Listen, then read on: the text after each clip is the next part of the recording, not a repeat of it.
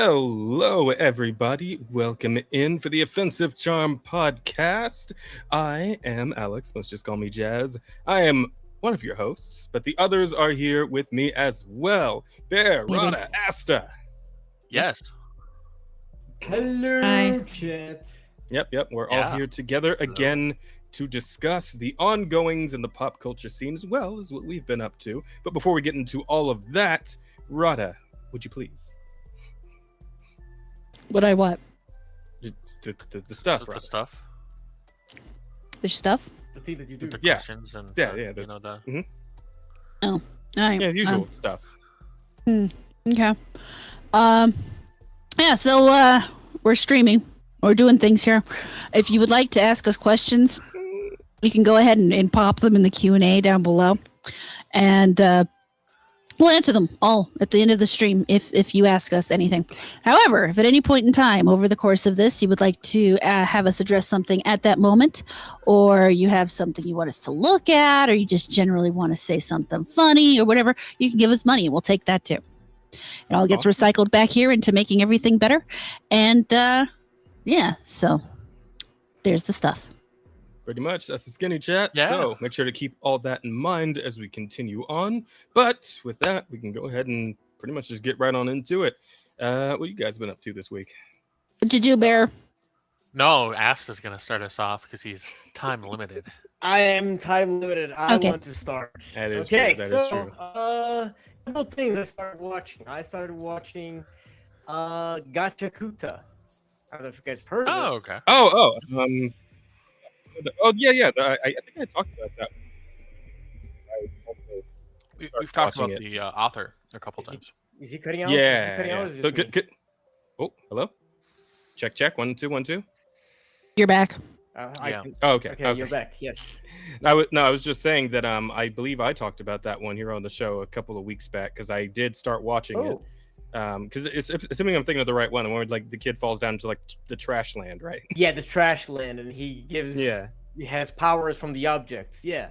Yeah. Yeah. So yeah. Okay. So what are you thinking about it? How you feeling? Yeah, it's really good. I like it. I am like 9 episodes in, so I'm like pretty much halfway done. And you know, it's good shonen. You know, like the author didn't get those awards for nothing. Like it's really good. Art is just like immaculate. You know, I really like the setting of like this post-apocalyptic like world where the guy's like, yeah, this is just a dumpster, and no, actually there are people living here, and yeah, you actually had it good your entire life, even though you lived in the slums. You know, like that's great compared to what we have here. You know, because of the fucking toxic zone where people die in minutes just for breathing the air. So much waste there is. To his credit, though, he does there, acclimate fairly quickly. So he does, yeah. He's a little rascal, you know. And I like the main character. I fuck with his whole like I can't like be normal about anything. Right? Like, he can't smile. He doesn't know how to interact with people. You know, I find that create like very funny moments, especially with the beginning with his teacher. Where he's just like smiling. I'm just here to like get information and get the fuck out, like speaking through his teeth. I feel like that's really funny. nah, it's a good show. I need to get back to it. Honestly, I haven't watched. I haven't like picked it up again since the last time I watched it. Like, and I did it. I binged like I don't know 5 or 6 episodes in a row. But I haven't gone back to watch the rest since then, so I do need to do that. Thank you for reminding me. Yeah, get back to it because it is fun. I have been enjoying it. My only gripe with it is it's a little too shonen generic, you know, where like they're not really high stakes, right?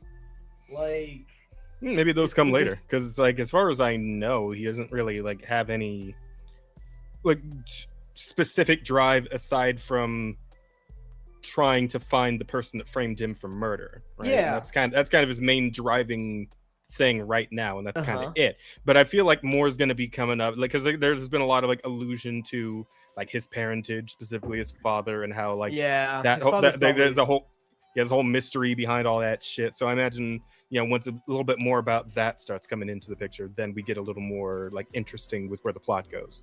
That's what I'm assuming anyway. I also assume that, but as it stands at episode 9, like things are a little bit too like family friendly. Like we have like in the first episode, his adoptive father just dies, which was obvious he's gonna die because of the way the fuck everything was framed. Yeah. Like of course, like this no one's surprised that he died. And after that, no one else dies. Like there's a guy who gets. Oh no, I shouldn't tell you that because you're probably not there. Yeah, yet. no. But I get what you're saying. It's like there's not been like anything terribly significant since that first big event that sets everything in motion. Right. So yeah, I get that. Exactly. So people don't die. There's not really like a fear of like, oh my god, is this villain gonna like be doing like some fucked up shit? And it's like, nah, not really. But maybe it's just the beginning. It might get like really fucking gruesome later. Yeah, maybe it's just charging up meter right like now. that. It's waiting until you let your guard down exactly. to hit the level 3 super, and then you're fucked. Yeah, and then your fan favorite just fucking gets murked. Yeah. It's a good show, good art. I charging fucked with the power tragedy system. meter. That's That's fun.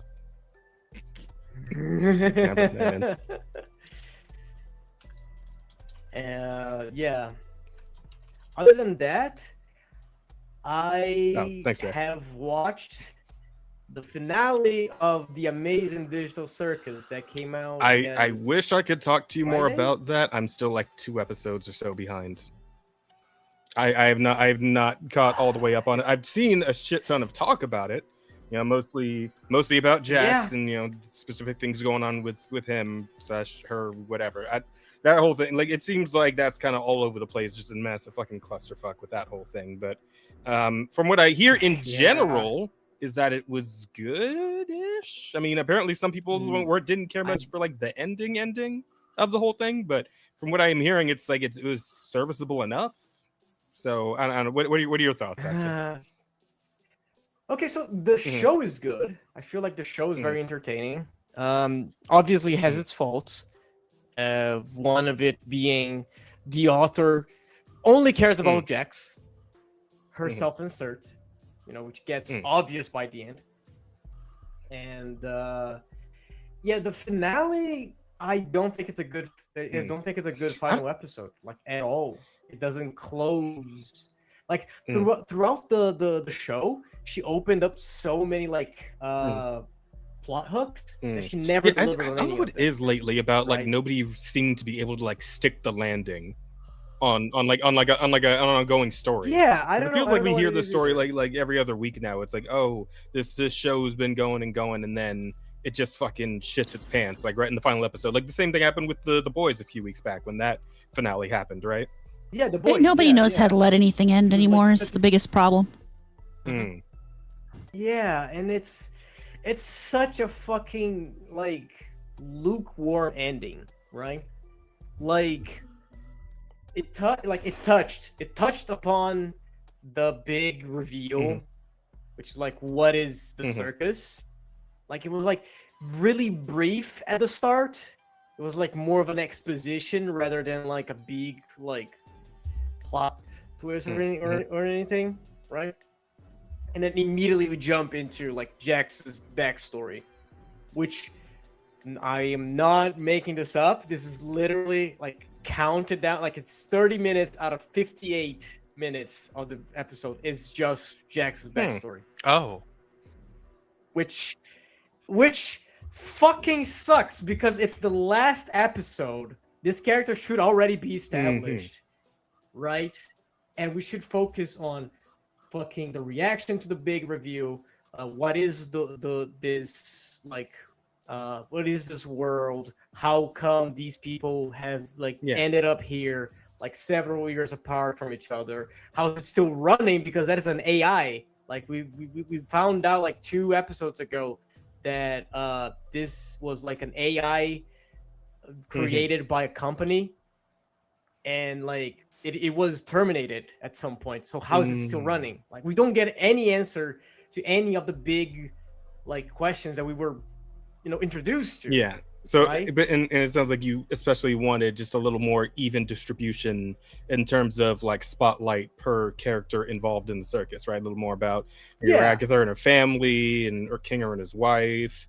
Fucking Zubul? Is Zubul the one that's like all different parts and shit? Yeah. Zubul. And and just whatever the hell's going on with them. I guess Gangle. I don't know.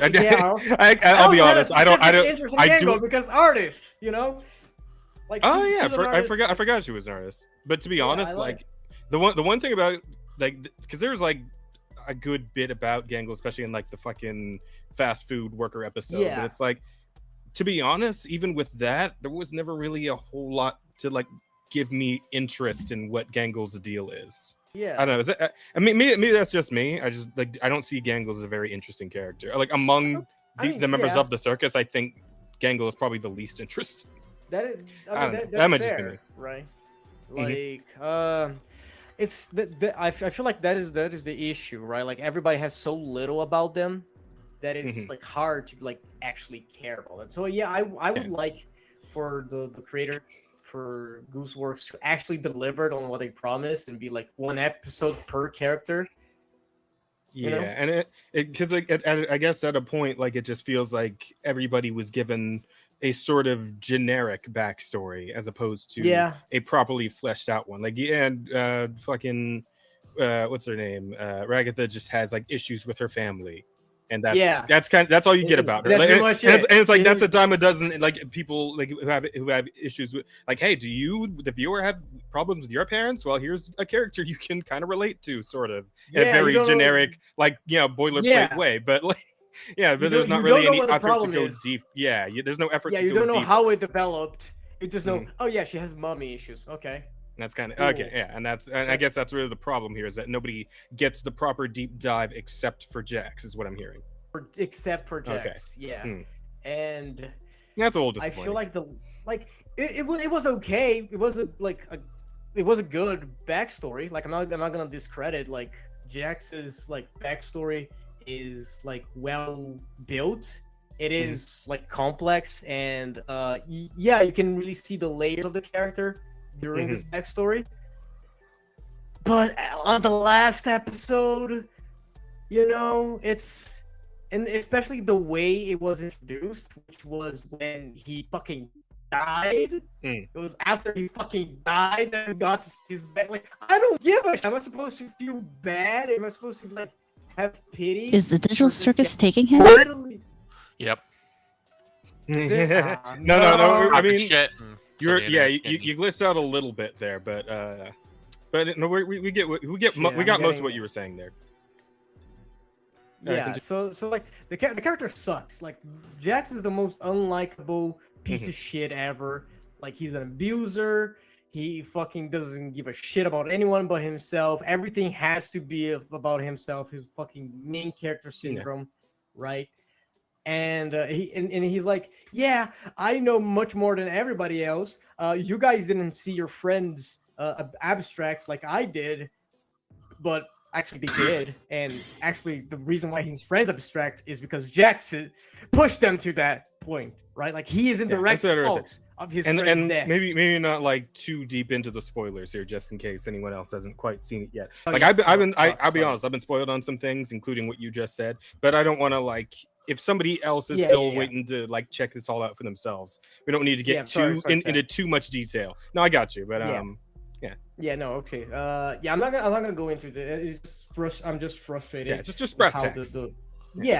Right. Like I feel like the show should have like touched upon their backstories during the show, not at the end, because it was really a lackluster ending. Right. Like it's bad.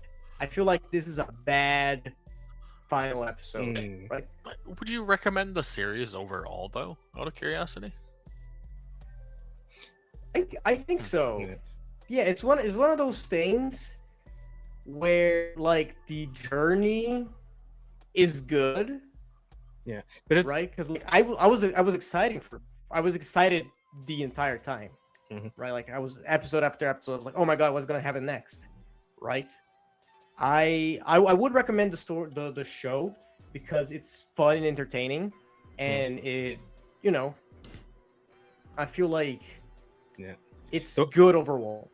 Right? Yeah, it's fair, but I always feel it's like it's always hard to recommend something when you know that what's waiting for that person at the end is just a rake. You know, a rake to step on right after you had like a nice stroll down the street, enjoying the sights and the sounds, and then a fucking rake just right there at the end of the road. True. Right? Like that kind of sucks, you know. So, but I get what you're saying, where it's like it might still be worth the good parts of it. Yeah. Even if you gotta step on that rake at the end. You know, everything leading up to that was cool, so maybe it's still worth the overall experience. I get that. I feel like it's a really good like episodic show where each episode like tells its own thing, and it's like very entertaining, very fun. All right, and honestly, far would you like, go to get raked? Yeah, that's a strong. That is a good title. Yeah, fucking write it down. Oh fuck. And I'm gonna be honest. Some people have enjoyed the raked. Okay. Yeah. Like, I don't know, maybe you are one of those people who are really into Jax and really enjoy having a whole episode, like a third episode just for him. Maybe, you know, you're not that into the lore of the thing, and you still think it's a good like closure, because it has closure, right? Like at the end it has like a, you know, I'm not gonna say it what happens, but it has closure at the end. And I personally don't think it was a good closure, but it exists, and some people have enjoyed it. As I have seen on the internet, I have argued with people about the ending, you know, because they liked it, and I'm like, no. All right, so yeah, maybe you know, you enjoy the whole journey, and then when you get to the raking, you're like, yeah, you know what, I didn't have high hopes. You know, this is okay. This is cool. Well, I feel like that's part of the frustration when you go like hyped up, when you go like with this big expectation of having like a grandiose finale where everything's gonna like become clear and everything's gonna make sense. Yeah. And then we get what we got, and we, as going in blind, get fucking sucker punched. But if you go with the mentality of like, yeah, I'm just you know, I'm just gonna watch for fun, you know, because it's a hilarious show. It's very well animated. It is a good spectacle, right?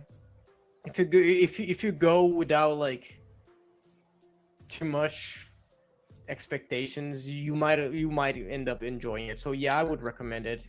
Fair enough. With just a small caveat of like, beware that the ending might not be. I get it. I get what you're saying overall, but man, the way you phrase that there, it's just like, if you don't have high expectations, you might enjoy it. That's it's not the strongest sales pitch. Yeah, it's not the strongest sales pitch. It's like, yeah, like have a cream cracker. Like, you know, it's just water and salt, but you know, it's still a good snack. Yeah, it's. Oh boy. Oh, that's like, yeah. That. I'm really underselling it. The show is great. Like episodes 1 through 8 is great. As I said, I thoroughly enjoyed it. Just the ending. So I will say I do believe that I might be underselling because like the concept is, you know, it's heavily inspired by the whole like have no mouth must scream, all that shit, right?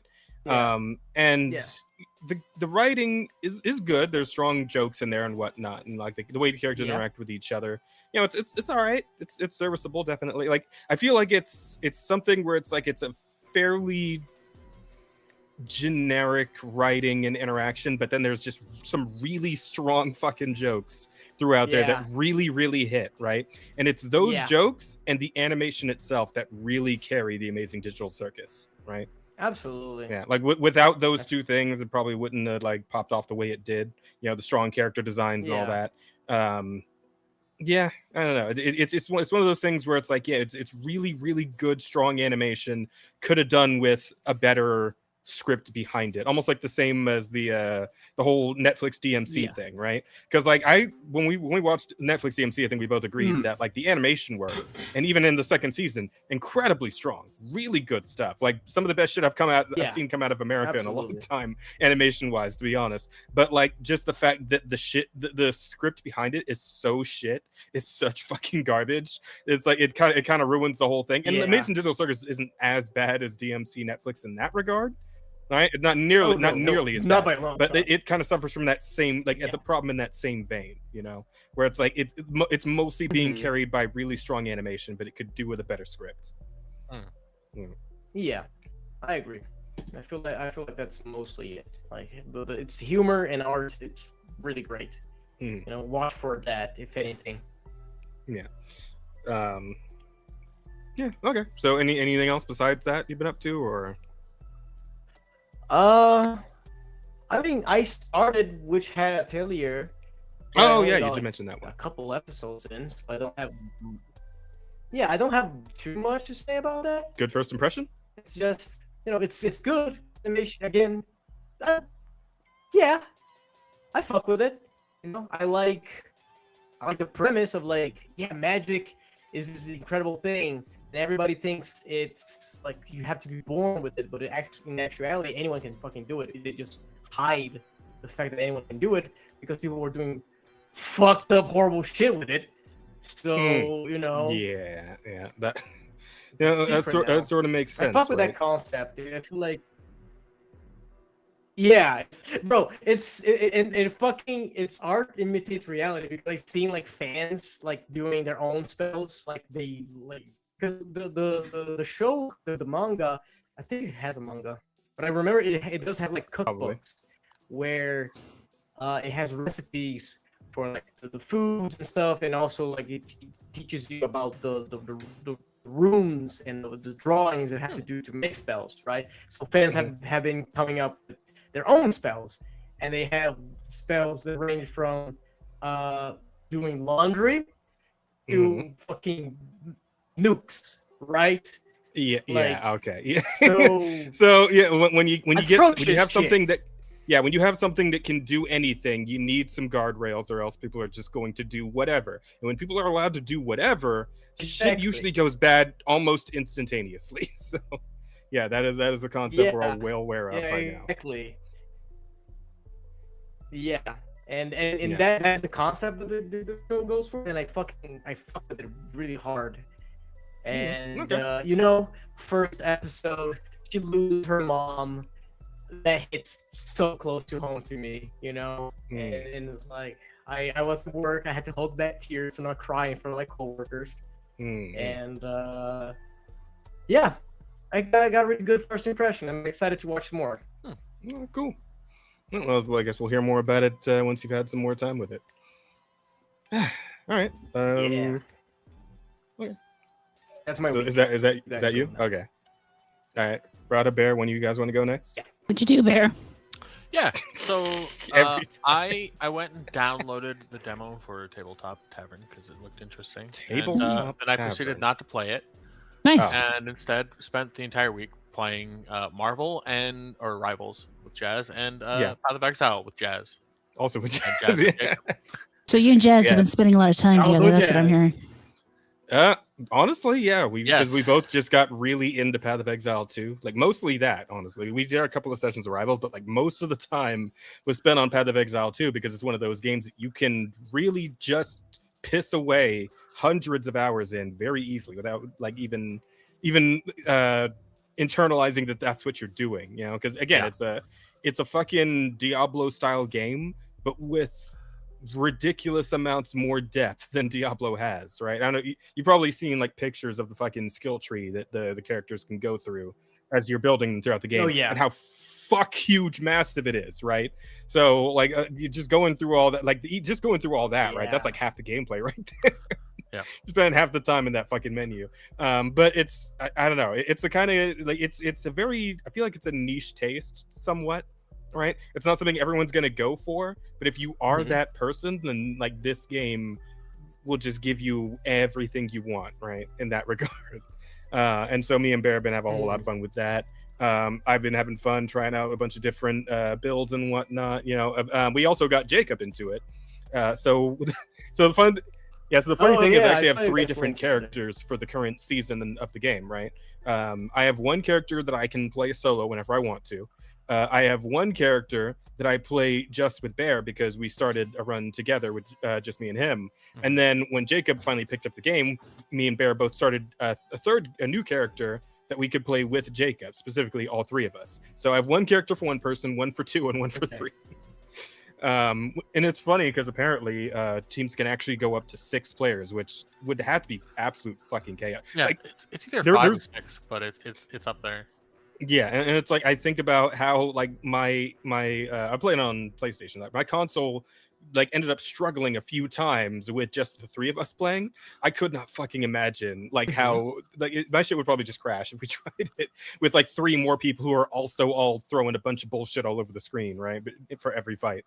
At the same time, I really want to try it just to see what it would look like. Bro, you wanna crash your I guess, yeah, why not? Shit. Could be good. It could be interesting. Like whatever happens before that point could be pretty interesting. I'm curious, It's a scientific curiosity. You need to see how far you can take it. Doesn't matter that where you're taking it is, your computer breaking.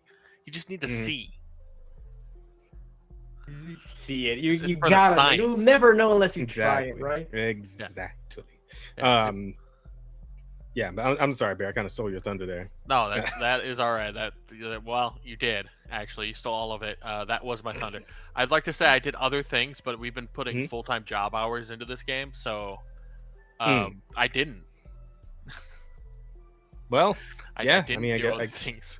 I guess that's it, and that's partly on me too, because like every time I wanted to like play one like a specific character, I was like, oh, Bear, I can't play this character unless Bear's with me though, because we're leveling together, we're going through the game together. So if I fucking play the character without him and like leave him behind level, that's gonna be fucked up. So I gotta go bother Bear to come fucking play the game with me, so I can keep leveling this character and see what other cool shit I can do.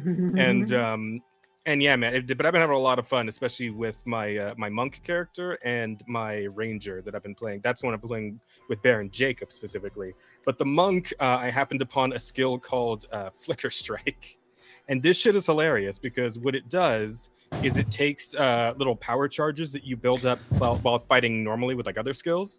And then when you press the button, the character just fucking freaks out and starts teleporting all over the screen, bitch slapping every enemy until you run out of power charges. And considering you can also get a skill that makes it so you can bitch slap somebody twice per power charge, and I can get up to like 8 power charges or so now. Yeah, the character just goes fucking nuts all over. It's really funny to watch, to be honest. That's why PC crashes. Well, no, that's actually fine. I'm saying, but if we were playing with other people while I was doing that, that would probably crash my shit. Yes. And then there's also like the ranger, where I've just been having fun with poison, just straight poison, man. Just dot damage on top of dot damage on top of dot damage. Like watching the way we've been taking out bosses faster than we ever have, just because I'm like constantly giving them fucking AIDS. With my poison arrows, dude, because the arrows causing poison, like at least 5 or 6 stacks of poison. It's also causing them to bleed to death, so they're just getting again, like it's both at the same time. It's also chunking their armor and defenses and shit, and Bears of course like beating the crap out of them while I'm doing this. So yeah, we're just like blitzing through the 3-man run because of that. It's great. It's so much fun. But anyway, sorry. What else have you been up to, Bear? Oh wait, no, you said that. I'm glad that you finally found your position as the Black Plague, and just really embraced that. Yeah. Well. Now that's got to go in the list. Yeah. No. So you have to understand the reason why Jazz's machine is taxed is because I've decided on my character that I'm playing with him to cover the screen in ice and then make that ice all into particle effect. A lot of particle effects all at once. And you can always tell because shit starts slowing down and you hear like computers start to chug. It's like, oh no, I've done horrible things. Horrible. To be things fair, on my to be computer. fair though, Bear, when I'm playing with you, you're playing that character. I actually don't have too many like slowdowns or anything. I think that's mostly on your end. Is that, well, that's Yeah, maybe like a little more I intensive on mine. I guess we Yeah, know yeah, who has 'cause the better computer. well, again, I'm No, playing on a but console. I don't have any so- problems with the bear stuff though. With the fire fissures, that doesn't. Oh yeah, me neither. Fuck my I'm- system up at Yeah, like typically the only time I've seen like actual significant chugs is when like we're doing one of the rune things on the map, all. Oh, and it just yeah. spawns in a shit ton of enemies at once, and then you do your fucking ice nova shit. Then it becomes a bit of a problem for like a couple of minutes, but usually it eases up after we clear them. So not too bad. Not too bad. It's enjoyable all the same. Fun time. Yeah, good times. But yeah, it's as fun as the game is. It really is one of those things that's enhanced quite a bit by having someone else there to just go back and forth with. Dude, that looked cool. Oh yeah, that. Oh, looked yeah, cool. absolutely. And just I mean, that's any game, when you It's can like true. share the interest of the game with someone else and get hype alongside someone. Like, yeah, it's always a better time. It's true. It's true. But it certainly has been improving this particular season. I will say I've done some of the seasons solo, and I've burnt out earlier than this.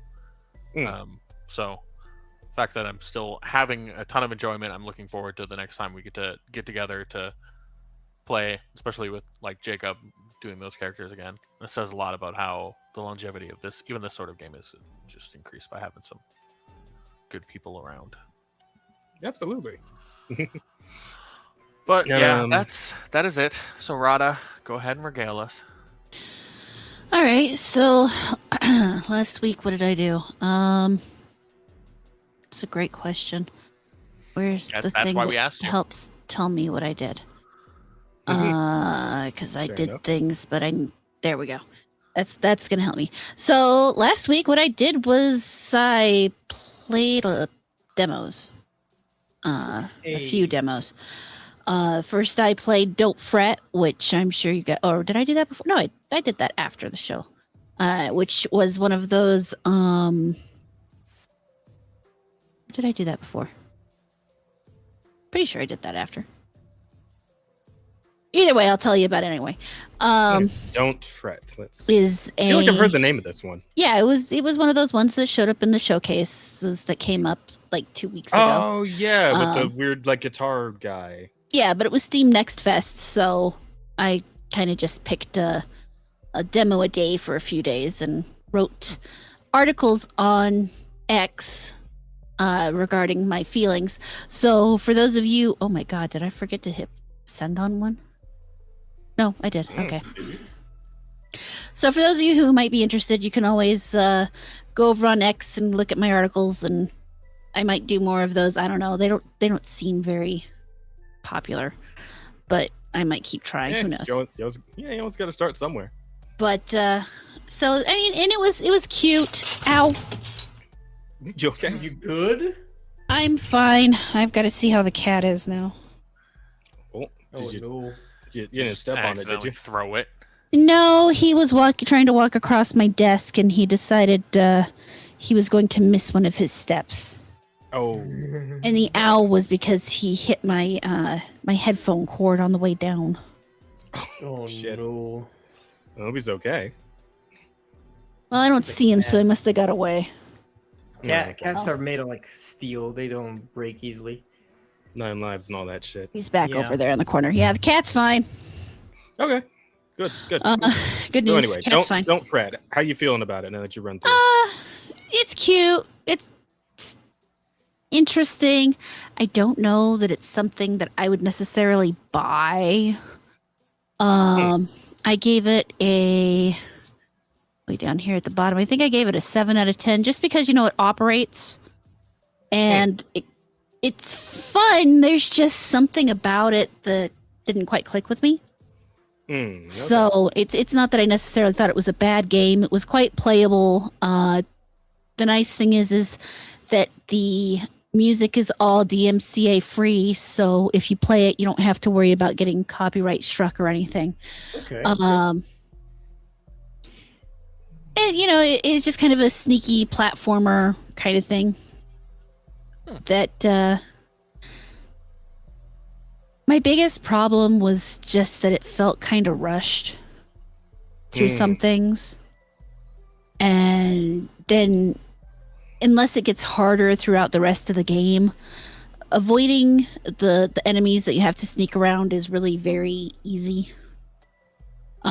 So it's not hugely challenging. And then I had a slight issue where there's a crate you get to put down so that you can climb up into a vent, and I had a slight issue putting that down and getting that up into the vent. Felt kind of clunky there, and this also irritates me. So what you see here is it's called a G pad, and what you do is you have to enter the chords up at the top across the bottom.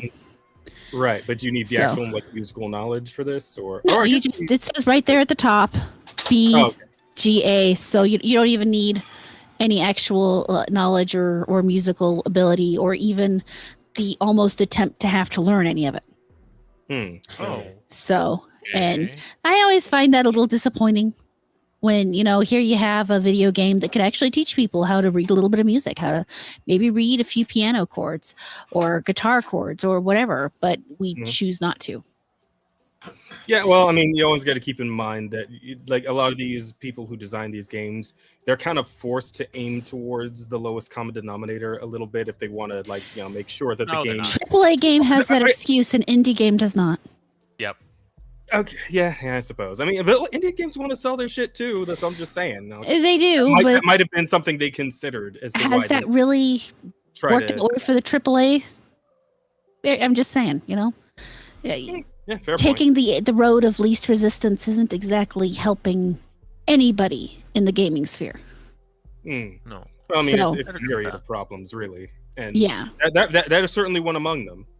Making things too easy is definitely a problem in a lot of cases, especially if you want the game to. So I'm not saying that you have to teach them complicated chords or anything, but just a little basic knowledge, something that you probably should have picked up in high school or middle school or whenever you take a music class would be, good. No, I get you. But I think of the state of things, and it's like, man, the simplification or oversimplification of some video game mechanics may end up getting worse as we go, because we're at a point where it's like our growing generations, right? The ones coming up, they're not even really learning how to read properly anymore. So and that's the problem. Even the video games are dumbing down so they don't have to. If there's one place that you can actually teach people these kind of useful skills and have them voluntarily engage in it, it's gaming. True. That's a fair point. To be fair, with the way things are going in AAA, assuming they were able to stay solvent, 100 years from now, all the games will be is a VR experience. It's basically just a movie, and an IV drip of some sort of drug. That sucks. Yeah, I mean, that's a very depressing thought. I mean, I don't think that'll be entirely what it is. I mean, there would definitely be more of those out there, but you're never going to run out of people who want genuine experiences. That is true. Oh no, I agree. I'm saying, but I'm only saying specifically the AAA experience that they're currently fostering. That's the ultimate outcome 100 years from now. I don't think it's going to happen because I don't see them staying in business that long.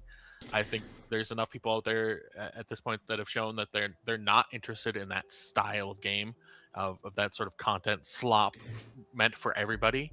Or to the point they've shown that there aren't enough people who are interested in that. Yeah. And I think, there's the indie developer, the AA, the single A developers, their rise is coming, and they'll be the change gaming needs. They will eventually become the AAA. Yeah, it's a cycle. But at least works. It will stop AAA of now from making it to its final horrific form. Mm-hmm. So. I bet someone else will still come out with that other game. That's just the way life works. But yeah, so I didn't hate it. I didn't love it either. There is one really cool kill in the game that I really liked, where the sky drops from the ceiling and snaps your head. But he didn't drop from the ceiling, but he comes up behind you and snaps your head. But yeah, I mean, so that was fun enough. Then I played The Sinking City 2. Oh, that's horrific. which It's just like this little commercial with the smiling children, the smiles that get just a little too big, right? oh yeah, yeah. That's a good one. That's some good old fashioned creepiness right there. It does build a good creepy atmosphere. It absolutely does. That's good. But you said, sorry, you The wanted to move on. Sinking City 2. Sinking City 2. Got it. Which is obviously a sequel to The Sinking City, which was an investigative kind of Lovecraftian story. And this is the sequel. This is now you are back on the soil of the U.S. and Massachusetts, specifically the city of Arkham. For people who follow Lovecraftian lore, they will recognize that name. For people who watch Batman, you'll recognize that name. Different places. Yeah. So, except in this one, obviously, the city of Arkham is sinking. The people you see on screen right now, that is Faye, and he is Calvin. They are an unmarried couple who enjoy various kinds of adventures and occult practices. So he goes off and he finds something called the Book of Dreams, which is supposed to allow people to walk in dreams, just go through and actually experience dreams as opposed to, having to sleep through them. In the process of doing that, Faye gets trapped in some kind of dream coma where she refuses to awake, and that silver mask you saw is called the Nightshade mask, and it formed on her face while she was asleep. So Calvin's entire goal at this point in time is to go ahead and try to get her out.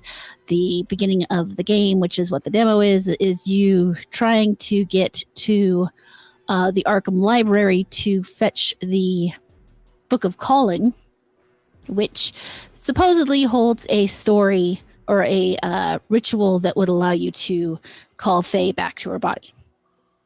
I didn't play too deep into it just because I was actually enjoying it, and I hate having to replay the beginning of a game twice. Mm-hmm. But it's much more action-oriented from the original, which was more investigation focused. That's not to say investigations don't matter in this one, but they are less of a focus. The atmospherics in terms of a city that is literally sinking and people trying to flee it are really good.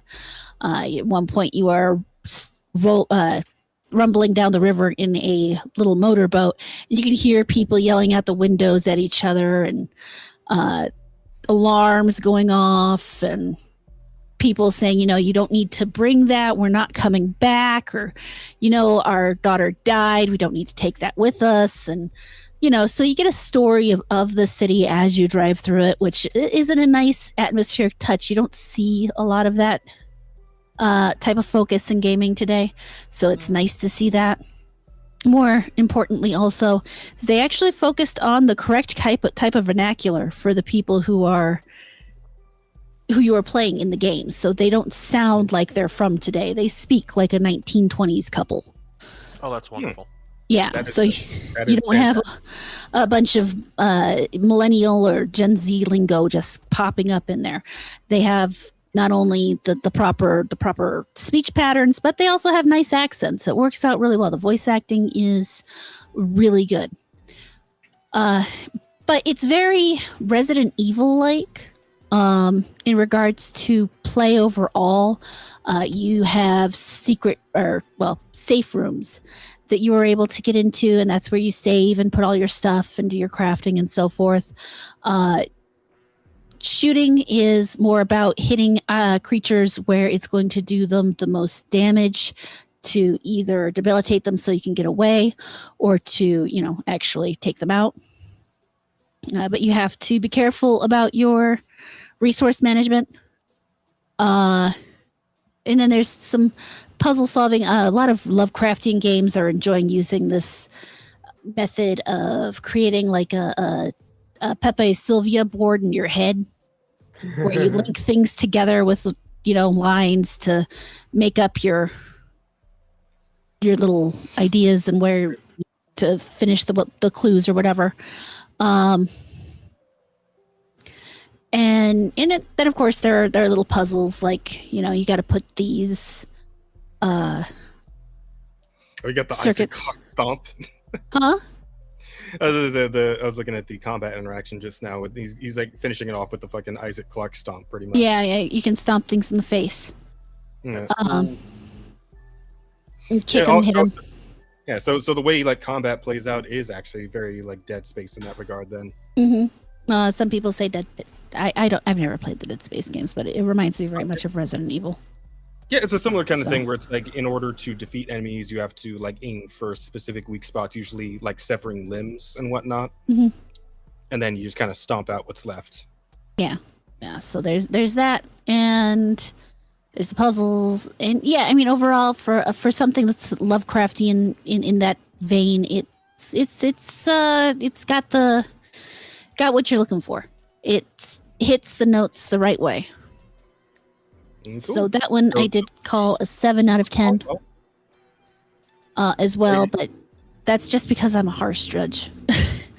I mean that's fair. We probably used a few more harsh judges around these days. But like in terms of in relation to the first game, are you like feeling like this is going to be? Oh, no, I would like to buy this one. I would like to play this game. I want this game. Okay. This is a game that went on my wish list. Okay, but in terms of like what you remember, because you played through the entire first game, yes? I played through all the demo. The first Sinking City. Yeah. So it's not like you can intermingle those games because of how there's multiple endings to the first one first. And for 2, all of the endings end up in the most Lovecraftian way you possibly can. Well, which, generally involves being eaten by something or driven mad, or you summoned a giant creature, or, those kinds of things. It ended very Lovecraftian. And so to make a direct sequel would be difficult. And honestly, when I heard about this and they said that it was going to be less investigation focused, I was concerned because I enjoyed the investigation focus in the first game. But the way they worked it together works well and works for me. So I wasn't upset about it at all. Okay. Cool. But then I played The Mound, Omen of Cthulhu. Go figure. Okay. Which is supposed to be kind of a multiplayer extraction kind of game. Really? Yeah. Multiplayer extraction. And you went for something like that? You can play single player. Did you get tricked into playing this? No, it was there's a solo campaign. There's a way to play it alone. Wait, is it a multiplayer extraction kind of like a roguelike? No, it is not a roguelike. There is no roguelike. That's part of why I didn't. That's part of why I played it. No roguelike. Now, this part right here is so stupid. So when you download the game, you have the ability to play the prologue. The prologue is literally about 10 minutes of you walking around. You grab a machete and then something jump scares you. That's it. That's the whole prologue. It was ridiculous. I'm like, why did you even bother? You should have made this a movie.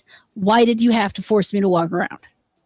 I feel like we had a similar conversation recently. Yeah, we absolutely did. As for the rest of the game, so I can't call it an extraction shooter because there's really not too much shooting involved.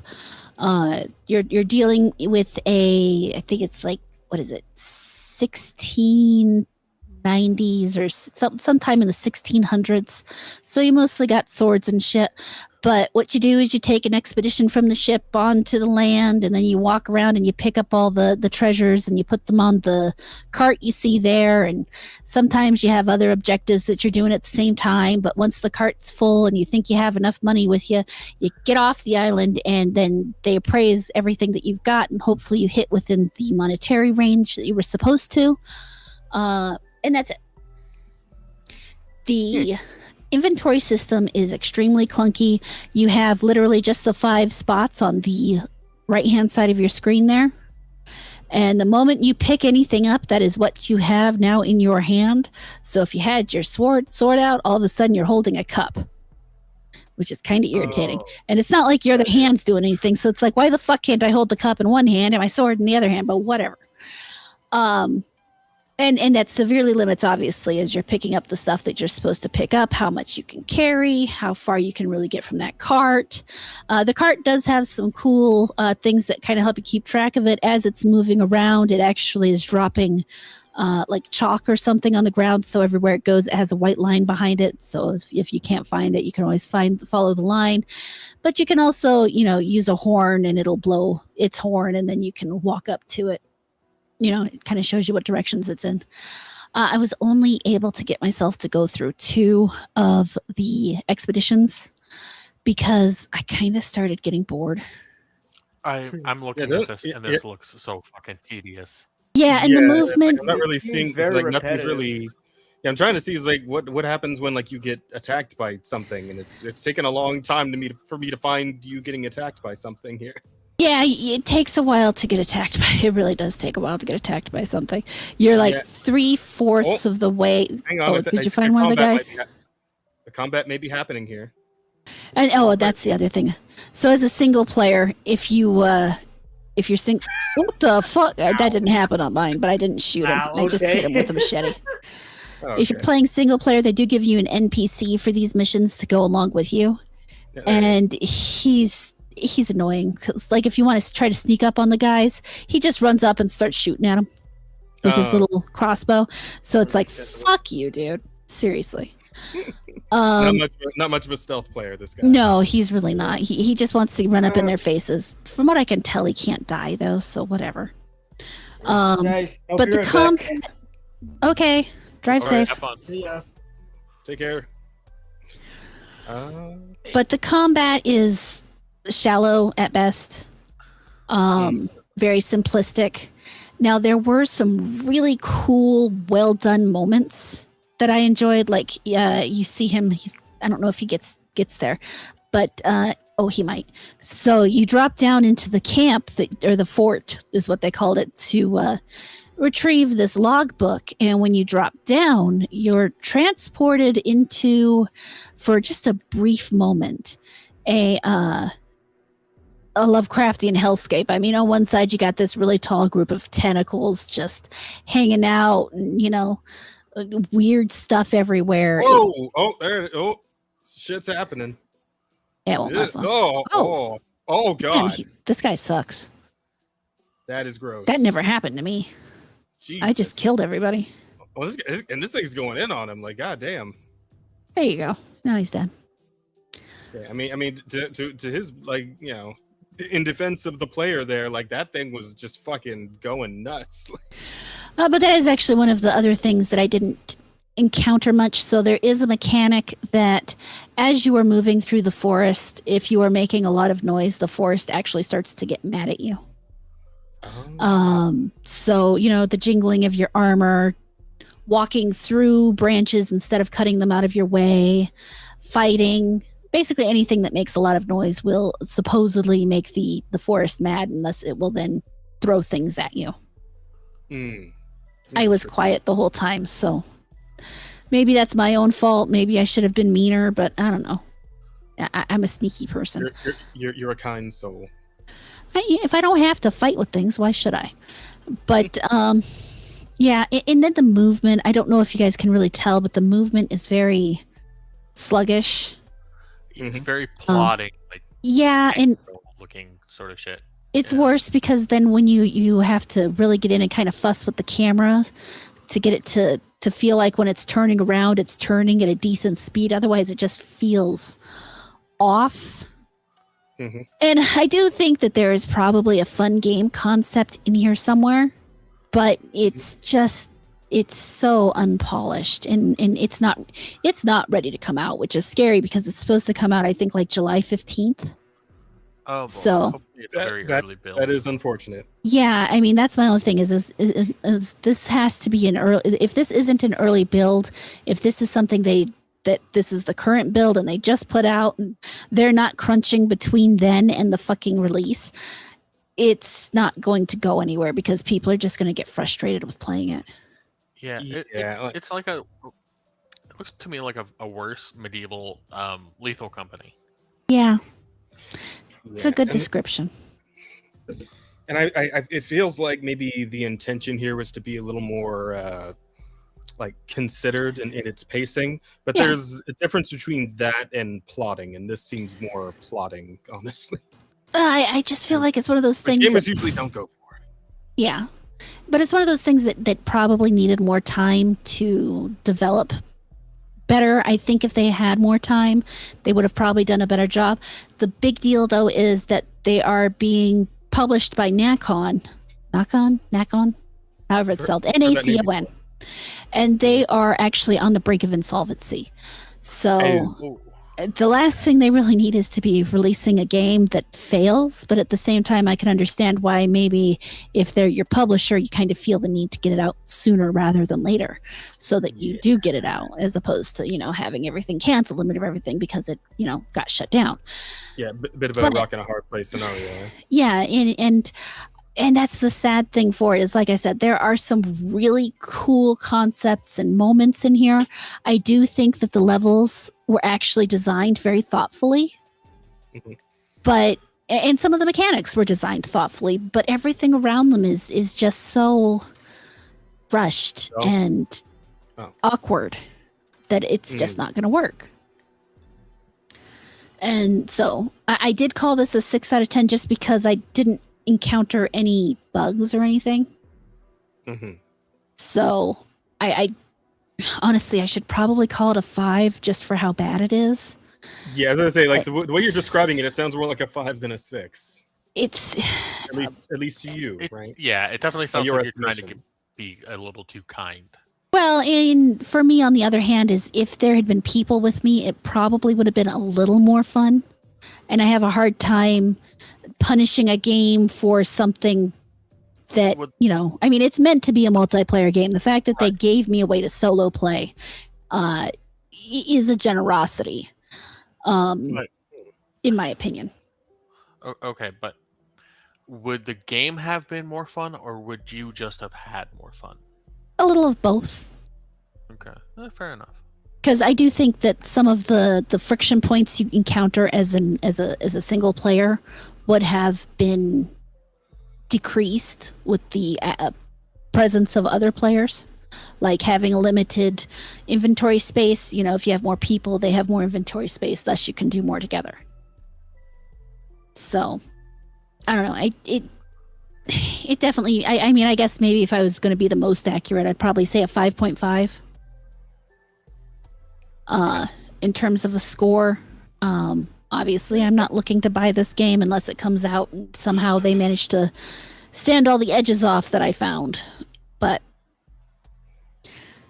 yeah, so after that, I played Truck Coon Is Supporting Me From Another World. I feel like I remember this. We talked about it, yeah. Yeah. Because did this show up during the fucking one of the shows during the No, I think it was when we randomly found like Niche Gamer or something did an article on it. Yeah, because I remember like the whole concept with it. Like, isn't it not even like something you really actively like play? Doesn't it just like go off on? No, this you play. You absolutely play this. Yeah. Oh, okay. Oh, maybe I was thinking of something else then, because I remember there was like a game where it's like it just kind of goes like in your little bottom bar, your task bar. Oh yeah, I think you're thinking about that cat thing. Maybe. But no. There have been a couple that are like that. Truck Coon Is Supporting Me From Another World is absolutely a game you play. Think anime Grand Theft Auto crossed with an isekai. So maybe a little bit of like a Crazy Taxi bit here. Yeah, as well, Crazy Taxi kind of. I say Grand Theft Auto because here's the entire thing about the game. The game starts when your truck hits a young woman and kills her before she gets to start her dream job of being the VP of marketing on Monday. And it apparently is a magic truck and isekai'd her to an entirely different world. And so now she's pissed at you because you've killed her before she could, start her whole life. She was going to buy her anime collection back for the love of God. And what she needs you to do is she needs you to run people down. to run people down. So you run the people down, the people become monsters for her to fight, and then you also have to run objects over. And so the objects become power for her to attack the people that you've ran down, so that she can kill them, so that she can get stars, so that she can get out of there. And she wants you to get her out of there by Monday, so that she can go to work. She wants to be at work on time. Mhm. And that's the whole thing. That's basically kind of the gaming loop. Go ahead. You just run people over and then sending them to her as enemies for her to kill and get. Yeah, and then you see that glowing sword there. You honk, and that sends her the power to just blast through a whole bunch of them. Okay. So I do find it hilarious that like all the other people we hit just become fucking trash mobs, and she's the only one who gets to be like an actual human being, hero, adventurer type. And that's one of the fun things is, the back and forth story on it is, you as the driver are now really concerned about what's happening to all these people you're hitting with your truck. And, she wants to get this magical scroll of revival or whatever that's supposed to send her back. And you want to make sure that that when that happens, she's going to send everybody else back too, and because you don't want to go to jail. And what I'm not getting is like, how do you not go to jail after doing all this? well, if everybody comes back alive, why should you go to jail? Yeah, flawless logic. Exactly. Flawless anime logic. It's anime. What do you expect from it? So, but it's I like, want did to cops believe. even try to stop you while you're like, No, in the middle there's of a so rampage, or? yeah. So if you hit enough people and things, eventually you get what's called a heat meter, and they start those little fire things on the lower right hand side, and cop cars start showing up. However, you get to then ram the cop cars, and they show up as these guys. Your truck is just the strongest shit possible. There's nothing that can stop it. Okay. Well, I mean, there are some things that can stop it, but then there are other things that you run at fast enough and you destroy them. So and that's the whole game. It's about, I don't remember how long the average round is, because what happens is you play it for like 2 or 3 minutes. There are things you can do that will increase the amount of time you're in there, and then the round's over and you can either play another round or you can go do something else. So this is the type of game that you play when you just kind of want to fuck around. You just want to ram things with a truck. Because I look at this and I feel like the people behind this must have been like Katamari players. Right? Yeah, it's Grand Theft Auto meets Katamari. Yeah. It's like Grand Theft Auto, Katamari, Crazy Taxi. Yeah. Kind of, yeah. But it's fun. I enjoyed it quite a bit. It's something that I could actually, if I'm stressed out and I don't want to do something that's really going to make me focus or think, or something that doesn't have something I don't want to do for a long time, I could see myself picking up this and doing like 2 or 3 rounds of it, and then moving on to something else, just because I got whatever in the world was in my system out. And yeah. Like the fucking science swipe tutorial, like and the fact, like you didn't quite hit it, but like the thought of like just like it's like fucking like imagine you just like you're just walking down the street and the truck just suddenly fucking like completely changes its momentum from forward to sideways to smash you into the fucking wall you're walking next to. Like Jesus Christ. Yeah, no, it's funny and it's fun. This one was another 7 out of 10 for me. I will potentially be getting this down the road. I'll probably wait for it to go on sale or something, but it's cute. It's entertaining. I'll probably just play the demo for a while off and on occasionally when I just, am not looking to focus.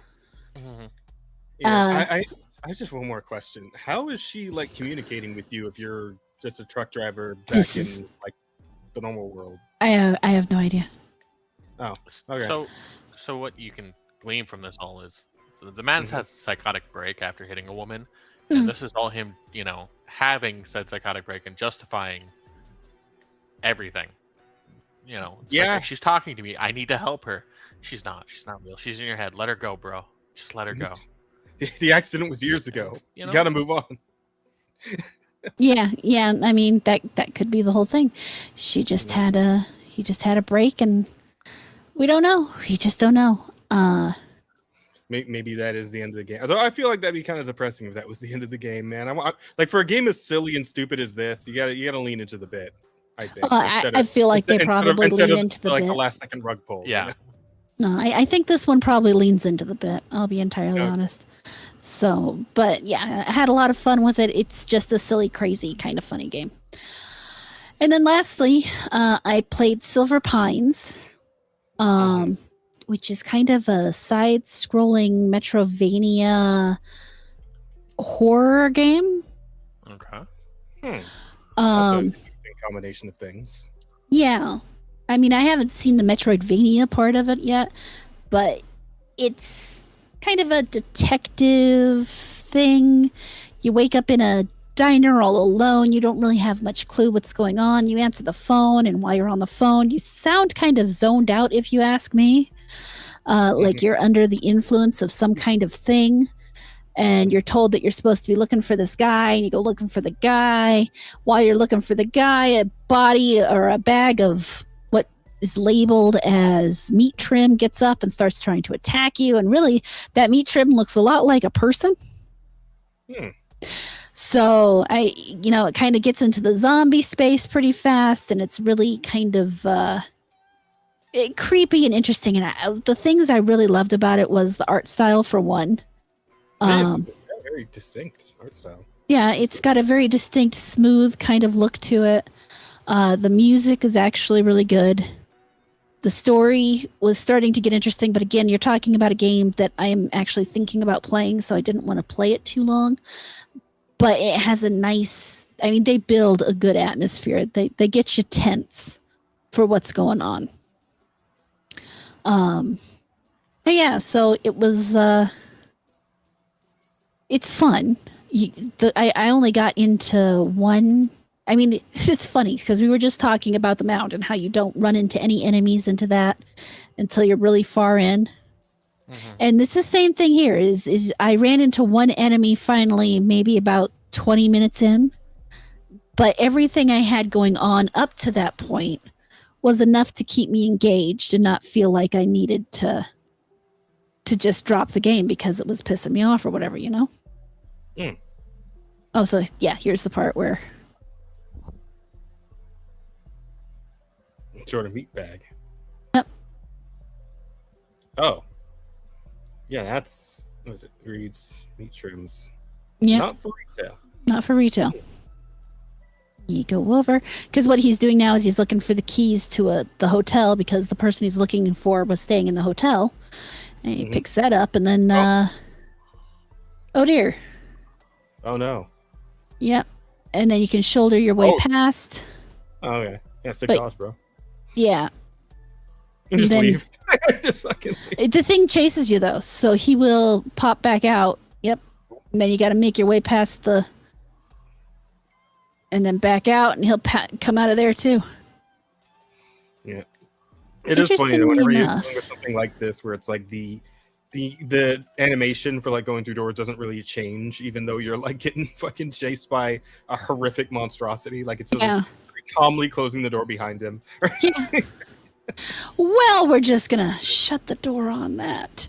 Yeah, time to be hitting that old dusty trail.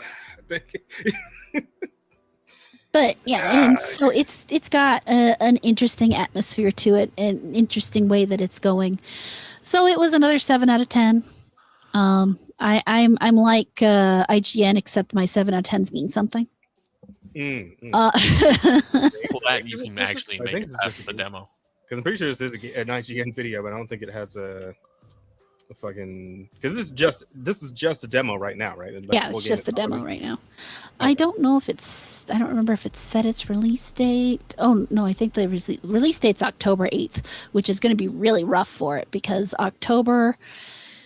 It's going to be so full of scary games, but most importantly, October is going to have Hellraiser game. And even though I don't believe I'm going to be able to stream that game because... Yeah, but I was about to say. It's like...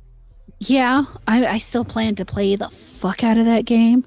No, absolutely. But like the saving grace for like all the other horror games that will be coming out at the time is that like that Hellraiser game is not going to be able to like properly advertise itself with like actual the shit that people would be going to the Hellraiser game for, because that shit will not be safe to show I mean, on like on any typical platform, right? they've been pulling it off for the most part. They have edited videos with the big stuff edited out, but then they have links to like their website with the unedited videos.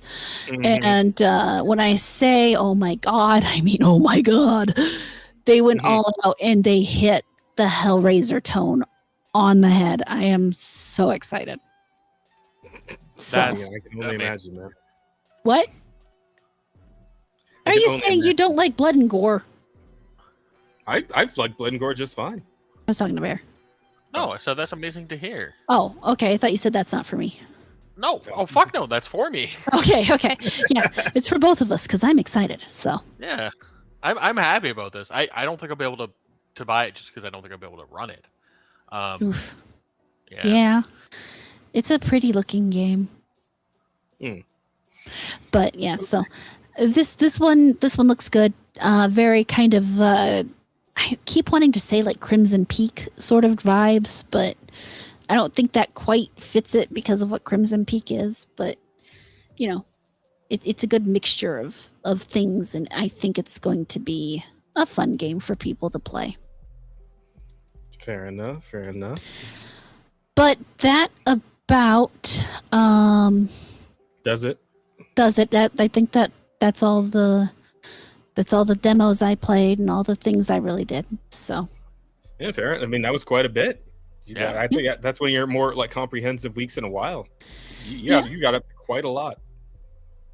I did an article a night for a few nights, and Very cool. I did see at least one of them. yeah, the problem is I'm not sure how. It feels like how to put this. It feels like Twitter, X, whatever, treats them as kind of like long posts. Which, if you're going to separate it out as an article, you should not it shouldn't treat it as a long post. It should treat it as an article. Because I mean, I go through and I have names of or not names. I have clips from my gameplay and stills and all sorts of stuff. So it's more of a written like an actual gaming article, as opposed to just a long post. But I don't know. Gotcha. There's definitely something about the way they're treated in the algorithm that I don't think makes them very appealing to write. Yeah. I don't know. It kind of depends, man. Because like sometimes Hopefully some of my they more work on popular, like some of the most popular posts I've ever done are like the long ass, like really going into my thoughts on something posts. It'll really depend, like on like subject matter and like how much traction the original post I'm talking about might have. Mm-hmm.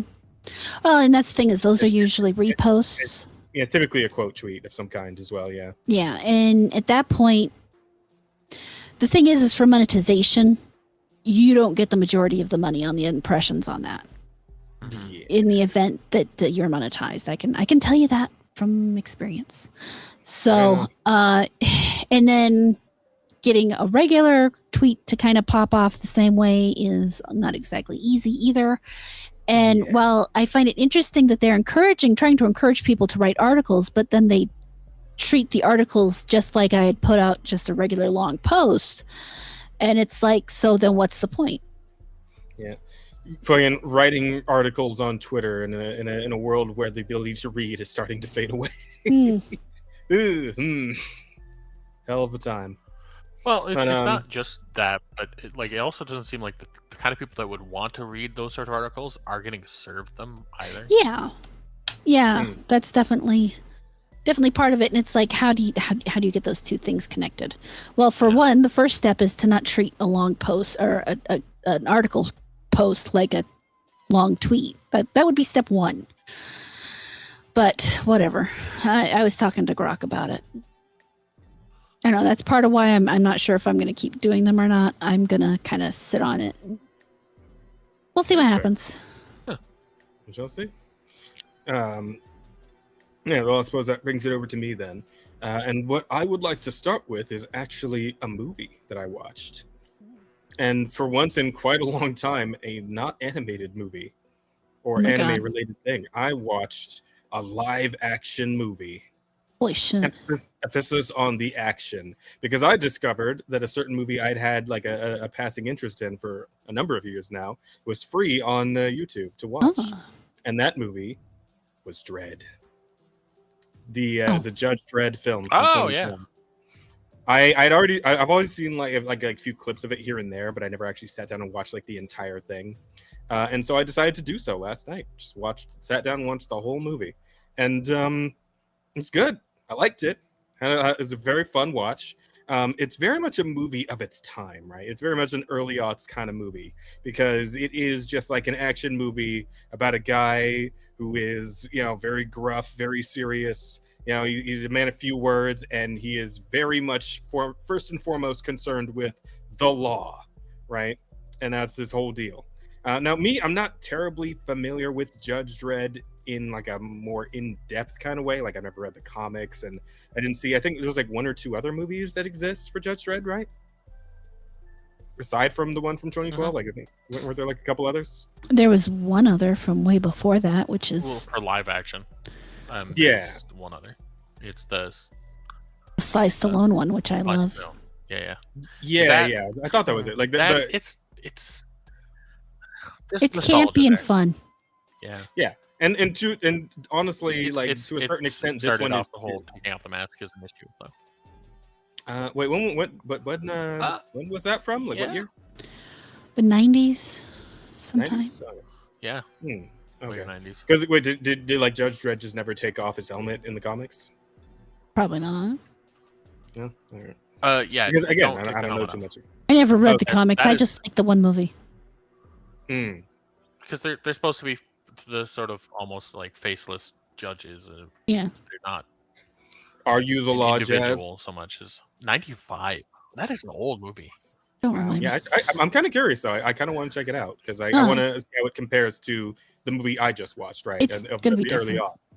Well, of course, but I'm one. My curiosity is in what ways will it be different, But yeah, this movie is just like a straight up actiony romp. Like you're just getting into the keeping of the law, right, and the whole thing with Judge Dredd, and that it's a dystopian future. The people live in these fucking mega cities. I believe the story takes place in Mega City 1, and it's in a specific district, District 13, I think it was. But it's this massive fucking building that houses like literally thousands of people. This is just this huge superstructure that's got like 100 fucking floors in it. And like Judge Dredd's whole thing is that he's there to, whenever a crime pops up, to go and do something about it. And of course, in a city like this, in a world that's essentially given up on trying to be a polite society, crime is happening constantly, all the fucking time. Like there's a line in the movie where it's like, there's like 120,000 crimes a day. We'll at the best be able to address like 6% of it. I'm like, holy fuck, you guys are like that's like true fucking dedication, when like you even like bother at all anymore. At that point, when like you're literally only able to deal with 6% of the problem per day, right? Like Jesus fuck, like at that point you really should have given up. But I respect the judges for not doing so, and especially Dredd himself, right? Dude, he just does not fuck around. And in this movie in particular, the plot is that Judge Dredd is tasked with dealing with a rookie, a new judge, who didn't quite pass the tests that are required for a judge to become a judge, but she is a special case in that she is a mutant, specifically a psychic, a very powerful psychic. So, the powers that be believe that she would be a strong asset if she could make it through like a proper bit of training and a day on the job, right? Because apparently not a lot of judges make it through the first day even. So, that's again another part of the problem, the fact that they're apparently losing the war for the city because there's just not enough people willing to fight against, the fucking chaos. But yeah, they end up getting involved with the drug bust that ends up going a bit sideways. They get locked into the mega complex with all the criminals and essentially got to fight their way out. So from there, the movie kind of takes a few twists and turns, but it essentially ends up being, almost a Rambo style. Yeah, every time this guy gets involved with a group of thugs, he's gonna tear them apart. He's gonna figure out a way to outsmart them, outflank them, all that shit. The irony of calling a movie that was once starred in by Sly Stallone Rambo style is just, I love it. Yeah, yeah, but I mean, it is that kind of film though. Like that's kind of the whole thing. It's like you're just he's the action hero. He's doing the action hero shit. He's got a few like clever one-liners, but he's not. There's no like millennial writing. There's no fucking Marvel humor or any of that shit. It's just like he's doing the cool shit, and he'll say a cool line every so often while he's doing it, and that's fun stuff, you know. And I just appreciated the movie for what it was in that regard, because I feel like movies like it don't really exist anymore. They don't really get made anymore. But this one just kind of harkened back to like the kind of shit that I liked as like a teenager, you know, the kind of movies I would like want to sit through and go see in theaters and whatnot. It's just a fun time watching. It's just a good time. You know, it was unapologetically, you know, like disgusting at points, you know, like obviously a world that is over fucking run with like horrific amounts of crime. You know, there's some fucked up shit here and there, and the movie does not pull its punches in that regard. So that's very nice too. And I just had a real fun time watching it. Any other thoughts on the film? Not really. It was just a pretty good time. Solid. I liked it. And I appreciate now the because I've also, the reason I got the gameplay of the Adeptus Arbites from Darktide right now is that the Adeptus Arbites, and it like you don't even have to really look it up, but I did look it up just to make sure.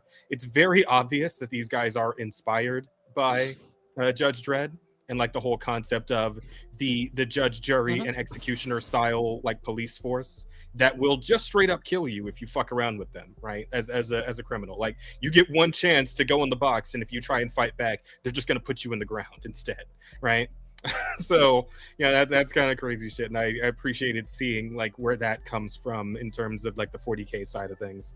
And I remember me and Bear also had a conversation after I told him like I watched or actually I didn't watch the movie yet when I talked to him about it, but you know, we were talking about the Arbites, and it's like, man, wouldn't it be great if like America could just have some Arbites running around for like a month? Like how many problems would just get solved if we could just because like I've been also like checking on a bunch of like Asmund videos where he like watches fucking police cam footage of like shit that they have to deal with and like the kind of idiots that they deal with on a daily basis, and like people that will just start fighting back against them for like no reason. It's like, man, what if they could just you know, a thought that I probably can't really fully complete on YouTube, you know, for you know, fear of being moderated, but you know what I mean, right? Like, man, kind of would be nice if we just, you know, had people who were just willing to just deal with shit, like in a more permanent kind of like a more permanent scenario. I don't think I'd mind that. You know, we get those guys in there for like a month. Like, we let them handle shit for a bit, and then, you know, pull them back. And I think things will be a lot better off. That's where I'm at. But yeah, wishful thinking, I suppose. Yeah, good movie though. What else did I do? I did actually try out a couple of demos myself. What was the first one called? It was called yes. VED Recure, or VED Recure is what this game is called. And I believe it was King that passed this along to me in DMs, because I had no idea what the hell this was before he let me know. I'm trying to see if we can just get like a, yeah, here we go, new gameplay demo. And look at this.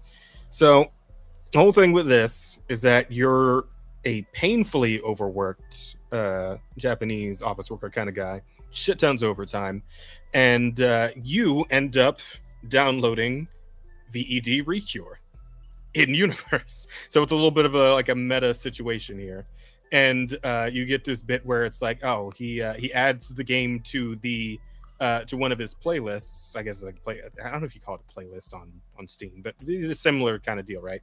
And the playlist is called Will Play. And that playlist is 1,000 games long, and then he immediately fucking passes out from exhaustion. And while he's unconscious, a fucking hand reaches out of his computer screen and pulls him into the game. At which point he is attacked by a robot pretty much immediately, but he is rescued by one of the playable characters in the game. And essentially he is told after that by an entity that controls the game that he has been pulled in because he has, and I shit you not, they call it VED. right? And apparently the V in VED stands for video game or video games, plural, whatever. The ED is not described as to what that stands for. But you can kind of guess at that point what they were going for with this. And I'm like, all right, sure. All right. But essentially it's alluding to the fact that like he's fallen out of love with gaming because he's just too exhausted to play games anymore. And so this entity has taken it upon itself to try and force that love back into him by making him essentially complete this game. Because if he doesn't complete it, he's essentially stuck inside it forever. Now, Rada? That is not how you cure ED. Well, yeah. It is a roguelite. Fuck. All right. Yeah. It's a roguelite. It's run based. But as far as the actual gameplay itself, I enjoy it. It's pretty good, solid. How to put this? Because like when I saw this, I was expecting something a little more like Genshin-y or Wu-Ai in terms of the way it plays. It's almost a little more Zenless-ish, where it's like you got dodge mechanics, you got parry mechanics, and then you have like basic combos and stuff. But where the roguelite aspect comes in is that you also have like combo modifier upgrades that you get along the way. And it almost reminds me a little bit of back when I played Stick It to the Stickman, in that the upgrades that you can get, you choose specifically where they go. Like for example, you have like combo finishers, you have dodge offset attacks, and then you have parry attacks, right? And these are all like your big like knockdown techniques. And you can choose when you get an upgrade which one of those attacks the upgrade will apply to. And it'll be things like causing a poison effect or like an electricity thing that debuffs enemies, all that sort of shit, right? And that's pretty fun. I like that aspect of it, where it's like it kind of gives you a bit of a more free control as to how you're going to build your character throughout the run. Outside of that, game also just plays very smooth. Like as far as like an indie game that I'd never fucking heard of, it actually looks and plays very nicely. It's very strong in that regard, though it is Chinese made, so it may be that, like you know the Chinese and their work ethic. Quite passionate, I would say. But yeah, game looks and plays passion. Very nicely, right? Yeah, you're like looking at it right now. It's like, yeah, it feels really good. And then like the like actual dialogue and humor of the game, it's pretty all right. There's like bits where you like encounter different bosses that are all robots that are also stuck in the game, and they've got like weird quirky personalities and shit. It's almost like a God hand situation in the way the bosses have go through their emotions and their nonsense before you have to fight them and all that. So that's a lot of fun too. I will say the only thing I think the game could stand to like improve on in terms of what it's trying to go for is just the fact that like all the enemies have so much fucking health. Like the fights end up taking quite a while because you're wailing on enemies so much. And it's like, I get it, maybe they're just trying to let you have fun with like the combos that you're building and all that shit, but it's like it feels like it's more than it needs to be in terms of like how much they're a bit of what's the word, damage sponges, right? And it's just it takes so long to actually put just one of them down that it's like, I don't know, it feels like it could go a little snappier than that. Like runs kind of take longer than it feels like they need to, because enemies just take so long to kill, right? Like a single enemy is going to take like maybe 2 whole combos and a finisher and like a dodge offset or a counter. It's like it's too much for one guy, for one fucking like common ass enemy. So I believe they could maybe stand to reduce the HP values a bit. Other than that, though, pretty fun to play. Maybe a little more variety in the upgrades too. Like I didn't encounter like too many different things while I was playing through like I did like 5 or 6 different runs, and a lot of the stuff was like repeat upgrades and whatnot. And it's like, yeah, probably use a little more variety in that regard too. But I mean, there's the stuff that's there is good. The stuff that's there is interesting. I do like it, and the ways that I can figure out like how I want to set it up within like the combat options that I have between the dodging, the blocking, and like the combo finishers and all that shit. Like how I want to socket all those extra abilities in. It's very interesting, and I'm having a lot of fun with that. But yeah, I think make them a little squishier, make them a little softer. Like slightly softer targets would be okay, I think. yeah, other than that, solid game. Like it. Probably play the full thing whenever it comes out. Other than that, I also got into some boomer shootery. Right, I believe that's what I would. Yeah, that's a good enough term for it. And I picked up a game called Mega Pain. And Okay. Mega Pain is a boomer-ass boomer shooter. As boomery as this shit gets. So this is it right here. And the whole setup is that a nuclear war happened. The Earth got fucked. All humans left. They've been in space for the past couple of centuries, but now they got a problem in that the resources are dwindling. So they got to go see if the Earth is habitable again. Almost like Wall-E, except there's a lot more violence. So they send you, and you're like I don't know, some kind of army person. It's just, you're not really told a whole lot about your playable character, but you're sent back to go and survey the Earth, and you find a bunch of fucking mutants, which means it's time to start shooting. And that's pretty much the whole setup story-wise. Other than that, it's you have an objective somewhere on the map. You'll see a little indicator telling you which way to go, and kill everything standing between you and that objective. That's pretty much it. But yeah, as far as like the way it plays, also very smooth. Like it's got like more modern. I think this guy's playing it on a fucking phone or something. I don't know. Obviously, it's got a PC, version that is what I played. And you're fighting these little goobers, and there's like a few enemies that like will shoot at you, ones that'll run you down like a little faster. But you're essentially just moving around as if it were like one of the early Doom games or something, or like Quake or fucking Unreal Tournament, shit like that, right? And you get access to a few different weapons going through the demo. You get your normal ass handgun with infinite ammo.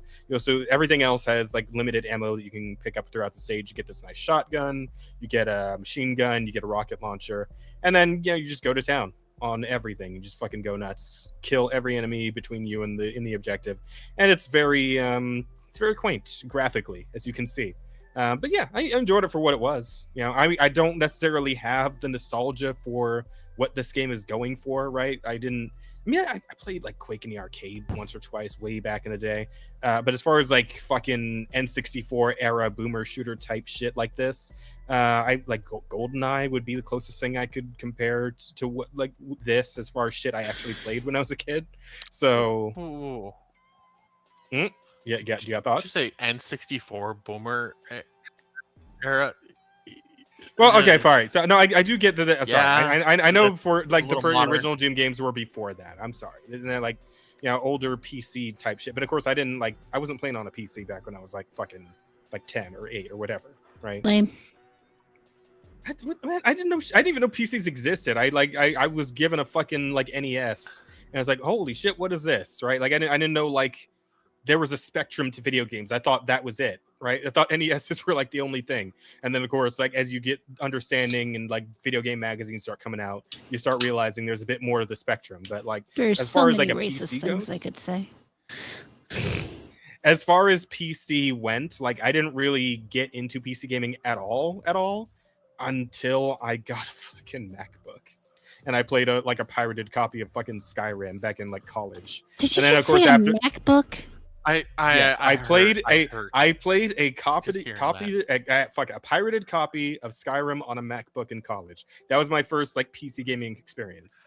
On and a then obviously, MacBook. Yeah. And it was Skyrim. Yep. Oh Jesus Christ! It actually ran decently, believe it or not. Yeah, this would have been in like 2012 or so. So yeah. I don't know what to tell you. I wasn't like into PC gaming before that point, but obviously, I'm a fair bit more into it now. But yeah, I don't necessarily have the nostalgia for what this is going for. Is my point here? But I do appreciate it for what it is. And those who are boomer shooter enjoyer types, maybe you and Bear got down with more Quake and like early Doom and other such titles that emulated that sort of feel, right? My mother literally programmed video games for me. Damn. Okay. Like what? It's called Voodoo Castle. Oh. What did you do in Voodoo Castle? It's a great question. It was a very long time ago. Fair enough. Yeah. Yeah. Solid. I do like it. Like this one. Feels good to play. And Yeah, that's about it. Like, there's really not a whole lot to this one. Like, they give you the fucking text crawl of like the most bare bones story possible, and then just let you loose and tell you to kill everything, and that's kind of it. But the gameplay feels good, so fair enough. Yeah, that's fair. It does. It looks very retro. Yep, I believe that was the intention. I don't. When you were playing it, do you actually see the joystick thing in the bottom left? No. When you're playing on right. the thing that does suck is that it doesn't have controller support, so I had to mouse and keyboard it, which I don't particularly care for because I don't like moving with WASD. Right? Like I don't like aiming with a mouse is fine. I'm totally fine with that. I just don't like moving around with WASD like at all. It might just be me, but it feels stiff. As opposed to just having a stick where I can like have omnidirectional movement, you know. Is that sacrilege? Yes. Did I commit a sacrilege? You don't understand how good we have it now, having WASD as the controls. Yeah.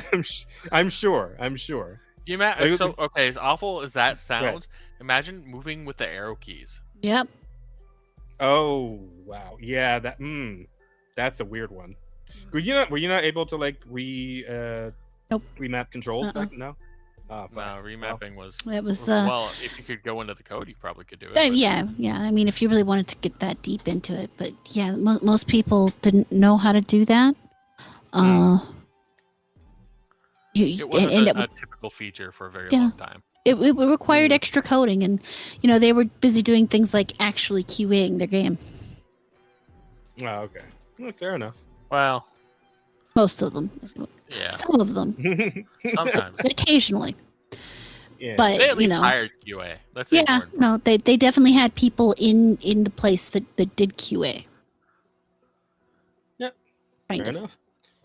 Yeah, with that, that's pretty much all I've been up to this week.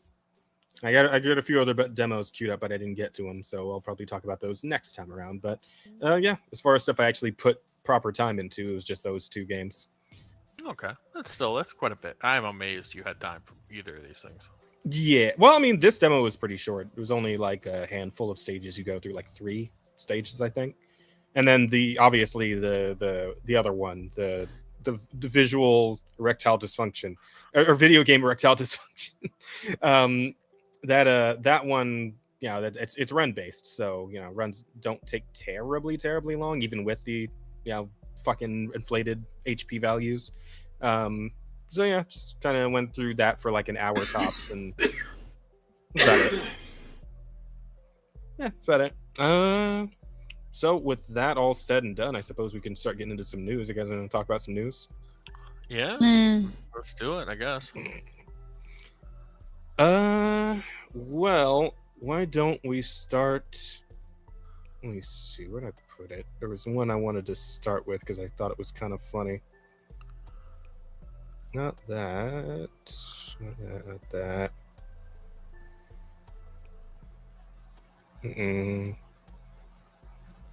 No, not that one either.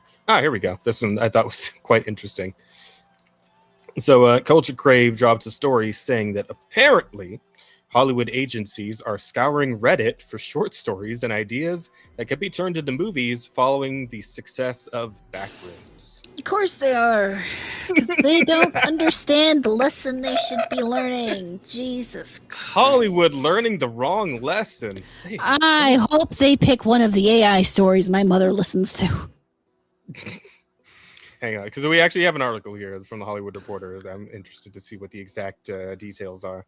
Yeah, years before Backrooms burst into theaters with its $118 million global box office debut, it was the focal point of fan debate, creativity, and discussion on Reddit. The tech platform is built around subreddits. So yeah, all that we already know. It started back in 2019, and it was where people were coming together to really take this simple concept into all these discussions and lore building that happened in there. Wait, was 2019 when the Backrooms? I thought it was like older than that. It depends on which back rooms you're talking about. So if you're talking about the creepy pasta, I do believe it was about 2019, followed shortly after by video games, at which point Kane Parsons started his own kind of backrooms lore, which is what the movie's based off of. Okay. We did it, Reddit. Oh, fuck. Okay. This is Jim Squires, Chief Marketing Officer of Reddit. What a title, man. The fuck is he marketing? I love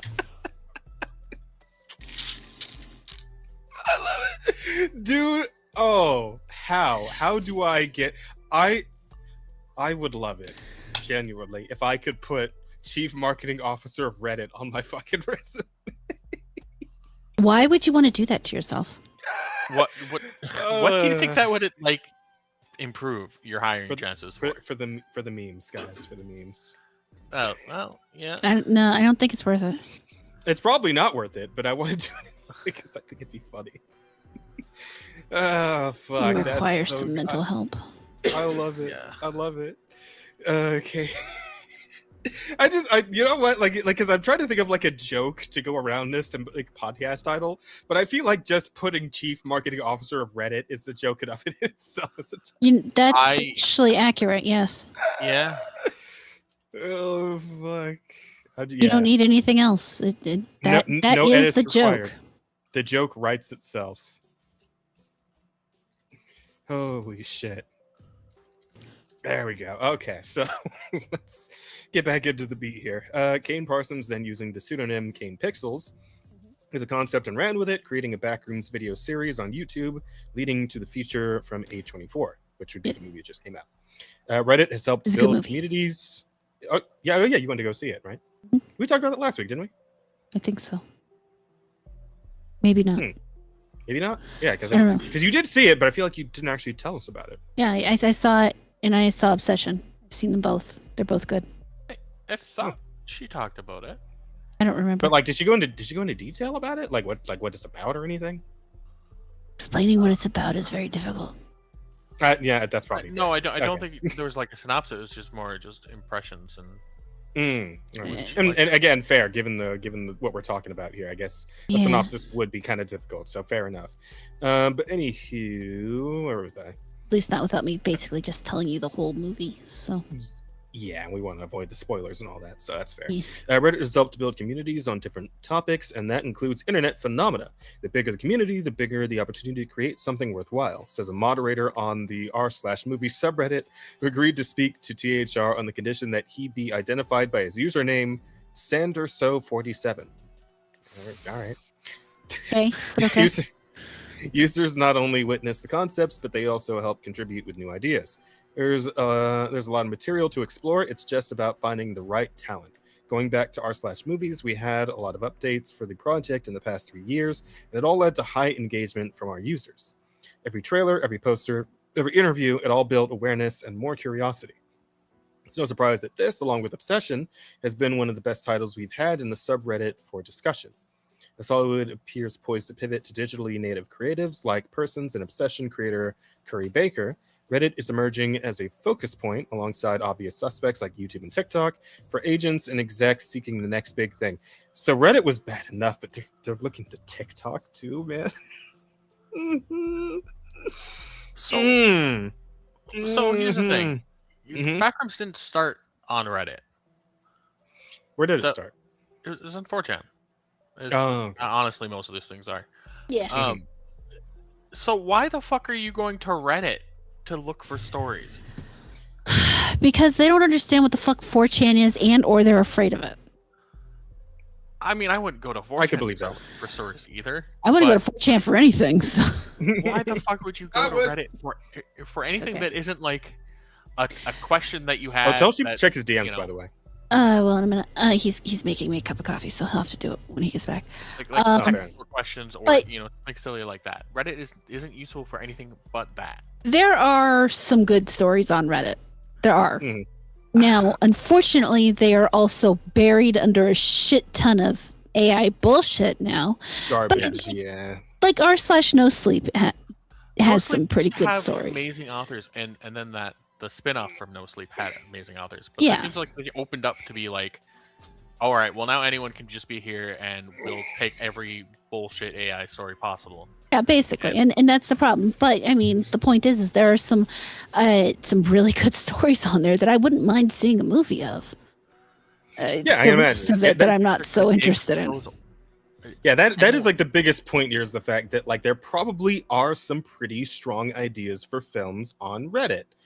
I imagine they're extremely rare though, and I don't trust Hollywood to actually get one of the good ones. Is where I'm at here. No, that's the biggest problem is that you can't trust them to find something good. They're going to find something written by some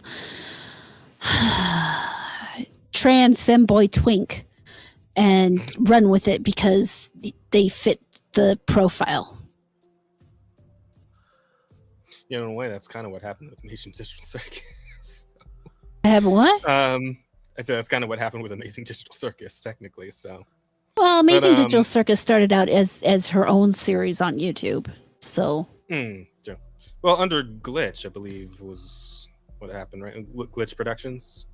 I That don't- would, like, I the thought guys Glitch. do, like, Mike's Glitch was doing like murder bots, and then they picked up Amazing Digital Circus, and people like know them a lot for that now. And I think it's Yeah. those two that are like the big ones that people know Glitch for. And then of course now Gameaverse exists, and while that hasn't apparently been approved for like a full proper show, like a lot of people are very interested in Gameaverse, which is also associated with Glitch. So I gotta look at something.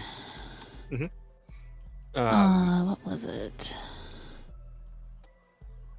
Yeah, and there's also like the point you made of like with like Claire Obscure, right? How like they ended up finding some extremely talented people through. Was it Reddit that they found the composer on, or was No, that was SoundCloud. SoundCloud. Oh, Yeah. SoundCloud.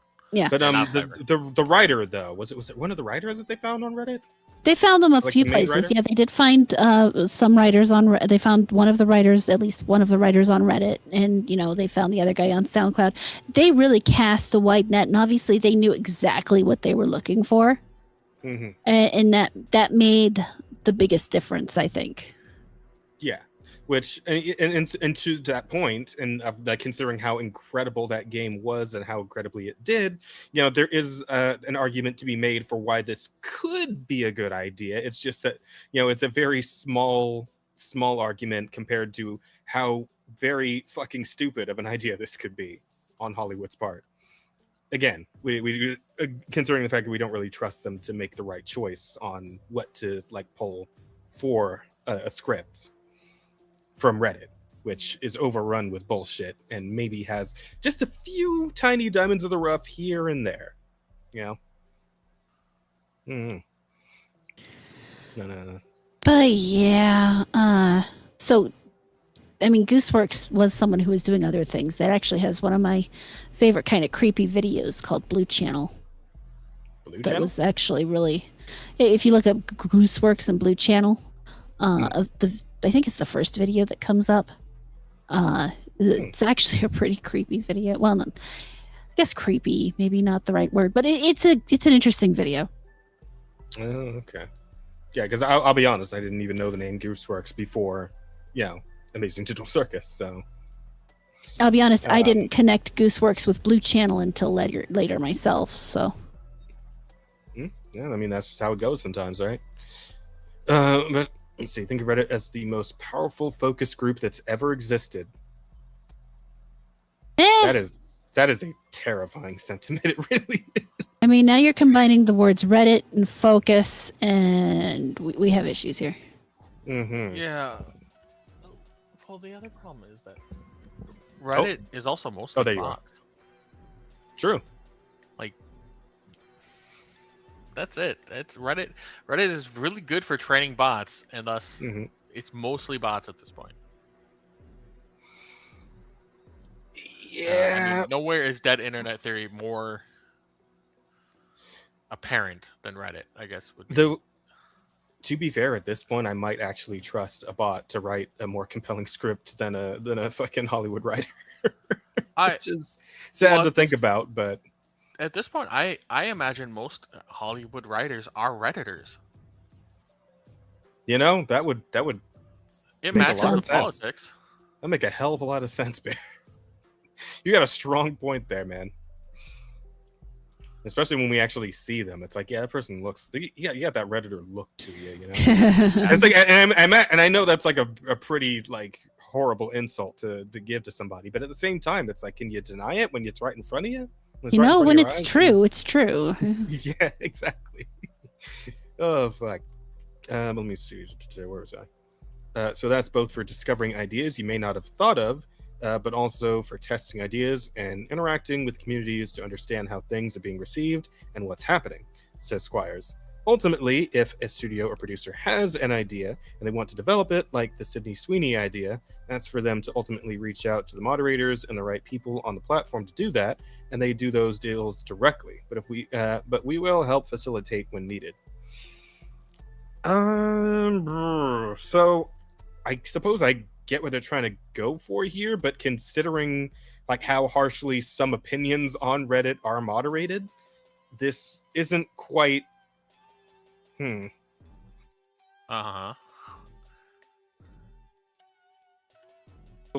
for it on Reddit, exactly, you know? Mm-hmm. Or an impartial consensus, I should say, you know, group of opinions, because we know Reddit's pretty, you know, heavily left leaning and all that. So I'd say they probably have a better chance of finding or figuring out what people actually want to watch if they tried this, but with Twitter. Yeah, probably. Maybe. Yeah, because at least on Twitter, you know, nobody's getting fucking, you know, getting their tweets deleted for having like an opinion one way or the other on something, right? Well, that's not hope. entirely true. But well, I mean, it may think depend it's on how they better. voice that opinion, right? Yeah. But what I'm saying is that, like, in terms of if like as far as disapproval of certain things or approval of certain things, right? Like that's not necessarily going to be weeded out by fucking, you know, rabid moderators the way it might be on Reddit, you know. It's one of those things that's hard to say for sure. True. I'm just saying it's a little freer than Reddit is as a platform. Like, can we at least agree on that? Yeah, mostly. Yeah. Okay. Good enough for me. Entertainment content is increasingly taking up more and more of the time spent by users on the platform. Reddit says that such content on the platform captures 240 billion views over the past year, while research it conducted with Samba indicated that marketing campaigns from entertainment companies contribute to an 18% incremental lift in viewership on the content in question. Let's see if those efforts matters. Really foster and encourage brands or movie studios or directors to use the tools organically, as well as the paid marketing tools to drive scale and to get in front of those audiences. Always advise brands, do exclusive AMAs, ask me anything Q&As that people might be interested in. That always fosters and brings true fans out. Yeah. Persons, for example, did an AMA on r/movies about backrooms that attracted more than 1,400 comments. Full circle moment for a creative releasing IP that is very much of the internet. Future is always uncertain, but the one hope is that it can look at this place not as a place for discussion for movies, but as a place where there can be future talent, where their efforts pay off, which can lead to big opportunities. Sander SO47 says. They see what's popular and they want some of that. What Person's built with his short films led to a lot of communities taking notice. He displayed a level of originality and creativity, and that was welcome in all of those circles. And unfortunately, they don't understand that. Yeah. Bless you. Thank you. But it's like, I'm trying to think of like what other like internet like underground viral thing could they then like try to pick up to become a movie after like, because Backrooms was a big one. Like, are we gonna do like SCP shit next for a film? Or I mean, SCP shit's kind of been done before. It's just not been called SCP specifically. Yeah. Fair point. I mean, it's like where else do you go then? Like, I mean, you hear that. It feels like it's a lot of it's like creepy horror shit too. Yeah, of course. Like Jeff the Killer or Slender Man or shit like that. You know, actually, wasn't there a Slender Man movie? There has been a Slender Man movie. There's actually been a couple of them. If you remember the web series Marble Hornets, they had their own movie back in oh my god, was it the early 2010s? It was called, I believe, it was called Perhaps. Slender Man: A Marble Hornet Story. And it was a bad movie. I mean, it was an okay for a horror movie, but it was Mhm. not a great movie by any stretch of the imagination. The Yeah. web series that they did was far more interesting. This idea of taking things off of the internet and putting them on TV isn't new. Yeah. What is new is doing them with the actual creator, giving him the reins and letting him create more of his own vision as opposed to finding something cool on the internet, shoving your own ideas in it, and then turning it into a skin suit. Mm. Which, I mean, that is definitely good that they're like pursuing the creators of these things. That is a good thing. It's just whether or not they're finding the right creators who are actually able to make something compelling, like the Backrooms. I mean, I that's gonna think be that's gonna be the kicker. the bigger thing is whether or not they understand the lesson, and the lesson is that they need to be giving these people the ability to create what they're supposed to be creating and not get in their way. But overall in Hollywood, that's the biggest problem they've been running into is that they don't want to let creatives create. They want to do it by committee, and because obviously the committee knows better than the actual creative person. What do they know? They just made it up. So we need the committee to come in and make it better for everyone, and then we end up where we are currently. The Witcher problem, essentially. Yeah. as to how that whole thing went down. Yeah. Ooh, that's a problem. So I guess we'll see what comes of this, because I mean, if once they set their fucking stupid minds to something, they're probably gonna follow through on it, and they're looking for the next thing to keep Hollywood relevant, and I guess that's gonna be this. That's what they're gonna try. They're fucked. Yeah, probably pretty much, because like Hollywood's been getting its fucking lunch ate by the internet in general, just more and more as time's gone on. YouTube and TikTok and Instagram and all that. There's all this shit people do aside from go and watch Hollywood movies these days. Gaming as well. Literally anything. Yeah, so trying to supplant those things by bringing them into Hollywood and making them Hollywood productions. I suppose they see that as like their best bet in order to keep themselves in a place where they are still, the premier entertainment industry, I guess, is what I'm trying to say here. It's difficult to find the exact words of what I'm trying to get across. They're trying to remain relevant and doing it poorly. Yeah, there you go. That's why we pay you the big bucks, Rada. Appreciate that. Thank you. If only I was paid. If only I was paid. Fucking hell. I any of us were paid. like getting paid. I'm sorry. Would be nice. Yeah. It is what it is. All right. But hey, speaking of incoming horrors, man-made horrors beyond your imagination. I am not going anywhere. I am back, bitches. Welcome Perfect. back, Dusty. You're just in time for a very interesting story that I think What is it? Well, you guys heard about what's going on in FF14 lately? No. No, Yeah. I stopped playing the game. So you may be well aware that like MMOs have always had a bit of an RP scene that ends up developing in and around them and all that sort of shit, right? It's fairly normal. Erotic stuff. Yeah, along those lines, yes. But this one is a new one for me, because somebody went ahead and developed a plugin for FF14 that creates a Tinder style dating app within the game that features your characters instead of the actual people. It's called Aether Love. And it allows users to create profiles, swipe on other players. It even includes an NSFW mode. Of course it does. Yeah. Oh my god. Having played Final Fantasy 14, some of those people definitely need it. Yeah.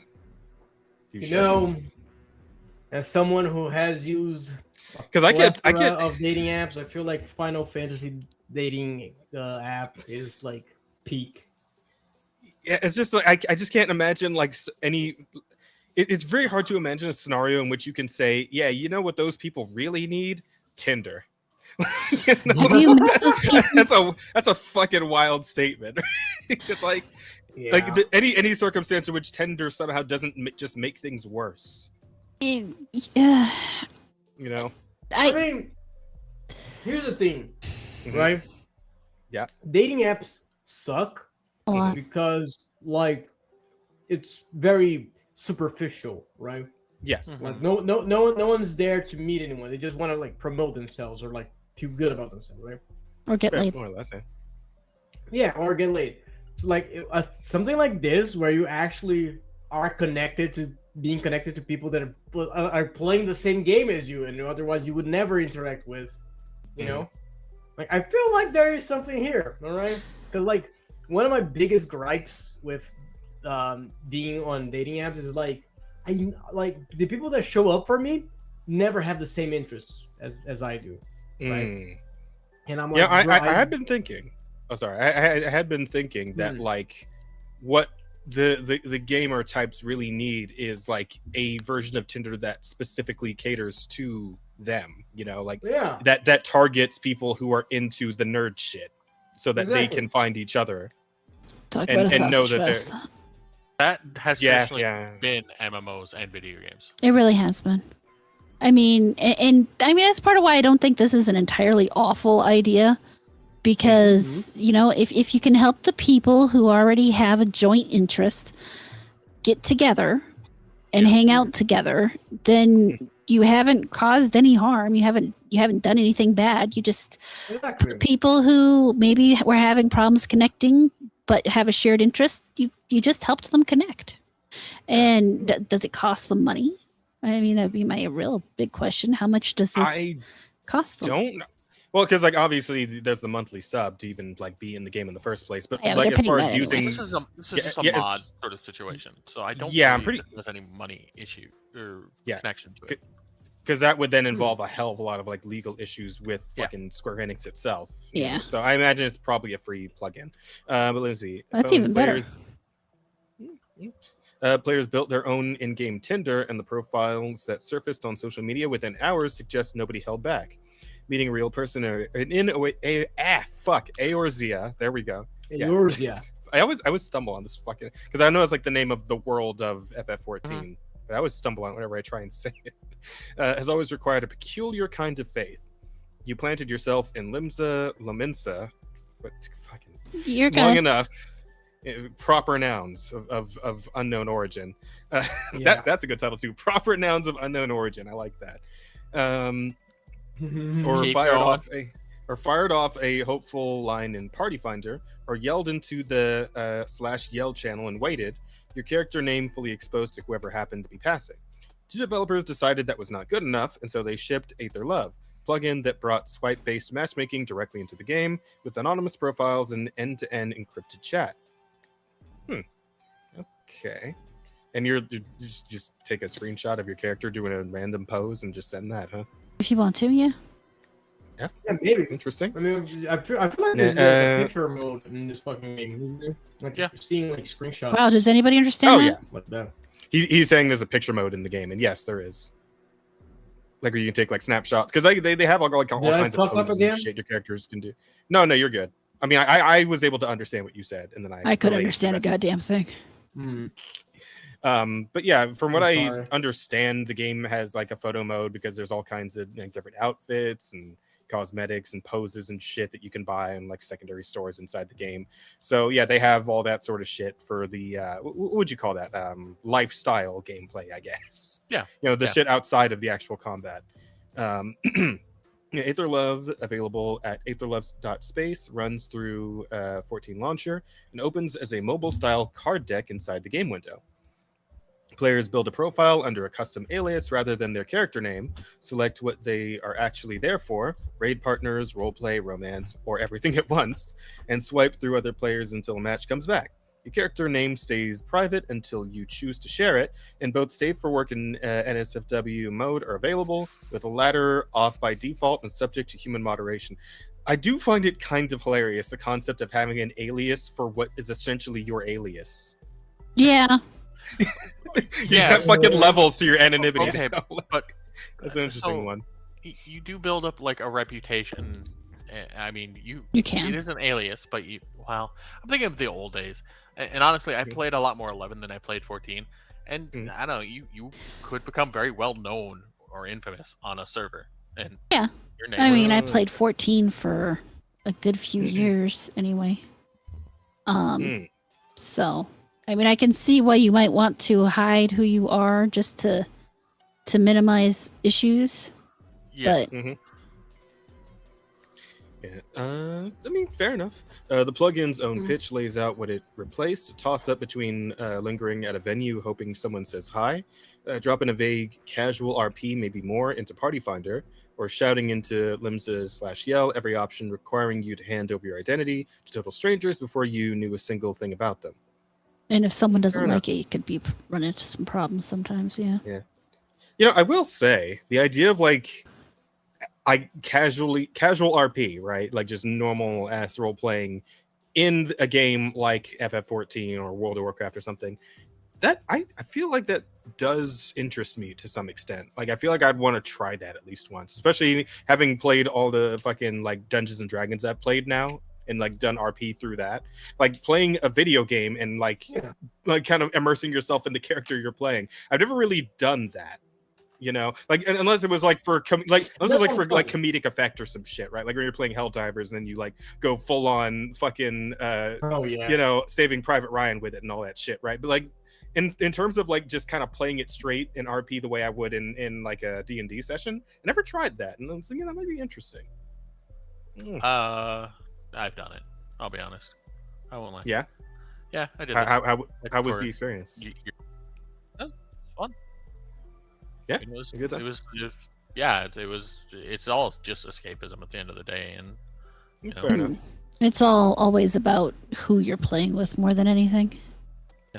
Yeah. I'm kind of curious though, like how does that work in terms of like keeping up the bit? Do you just like do it the entire time you're playing the game until you're ready to log out, or Yeah, like basically. do you okay? Like what if you need take to like on- talk normally? like, Like you log do in you and just you're say like taking on do you that say persona. OOC out loud when you're like when you actually like say something normal like as yourself? different. So I played on an RP server, Mhm. and the server had its own sort of things, and yeah, for out of context, out of character stuff, you would do it in parentheses, if you had to. But generally, it's like if you had to. Yeah, you're not supposed to do it a lot. Fair. Oh, okay. Sorry. Follow-up question then. Like, were you like actually speaking with like a mic, or were you just typing everything Oh, is this for the RP stuff? This It was is all oh, okay. Oh, okay.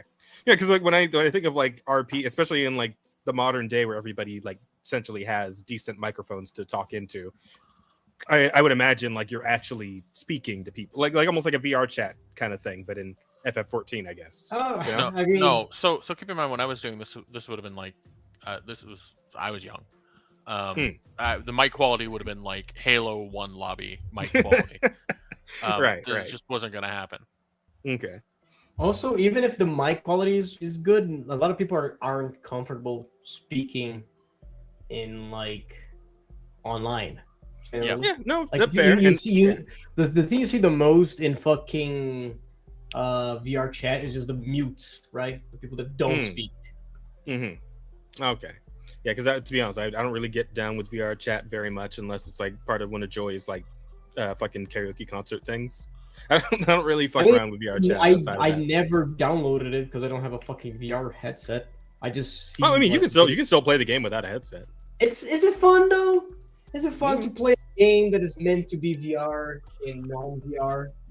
I mean, I guess that's kind of like dependent on you. If you're fine, like, you know, just kind of walking around the game world and shit, but it's just on your screen instead of over your head, then yeah, I suppose it would still be fine. I don't know. Yeah, it's up to you, man. I mean, if you're interested, you can reach out to like Naomi, because I know she gets down with fucking VR chat all the time. So, Who's Naomi? oh, Really? yeah, Nay. Yeah, we figured Asta would know her. She's I think I know of her, but I don't think we ever interacted. part of Lucid, and Yeah, no, I know who it is. Yeah, Okay, I okay. definitely know who it is, but we never like interacted like Oh, at all. gotcha. I don't. That's Okay. fair. Fair enough. Well, I mean, hey, I can always introduce you if VR chat is something you might take an interest in at some point. Eh, Um, We'll see. Fair enough. I got you. The profiles that started circulating on X once the plugin launched ranged from, oh god, someone help me. What the fuck is that word? Uh, Can an FF14 player help me, please? Hold on. Let me try to get it bigger where I can try to read it. Okay. Mikote? Is that how it's Mikote? Yeah. Okay. Yeah, Mikote. Seeking the her. catfolk. Yeah. Once plugin launch ranged from Mikote seeking her one true love to an Al-Ra whose requirements list specified a partner who must be 6 feet tall or under. Or under? like, I was like halfway through this sentence and I was expecting the next words to be or over, but under. You know, all kinds. Yeah. You know what? Aura Shout out are to the the big short ass kings, dragon people. Unable to have both parents present in his life. Wait, hang on. Wait. let me.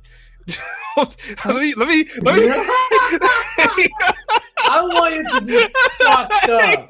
I don't want none of your parents. I need to start over from the beginning. Wait. Tall or handsome. It's. I want you to fucking loser. Wait. Okay. Hang on. Let me start. Let me go through the whole thing, and then we'll discuss.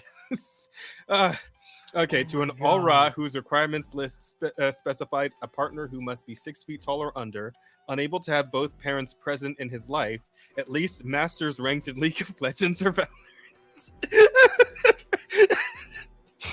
and preferably on government benefits and still living with the singular parent. It's me. I'm gonna apply right now. So okay. They've narrowed it down to highly half specific, of the but players. there's probably at least like 1,000 players in the game that will fall under all of these requirements. I mean, well, damn.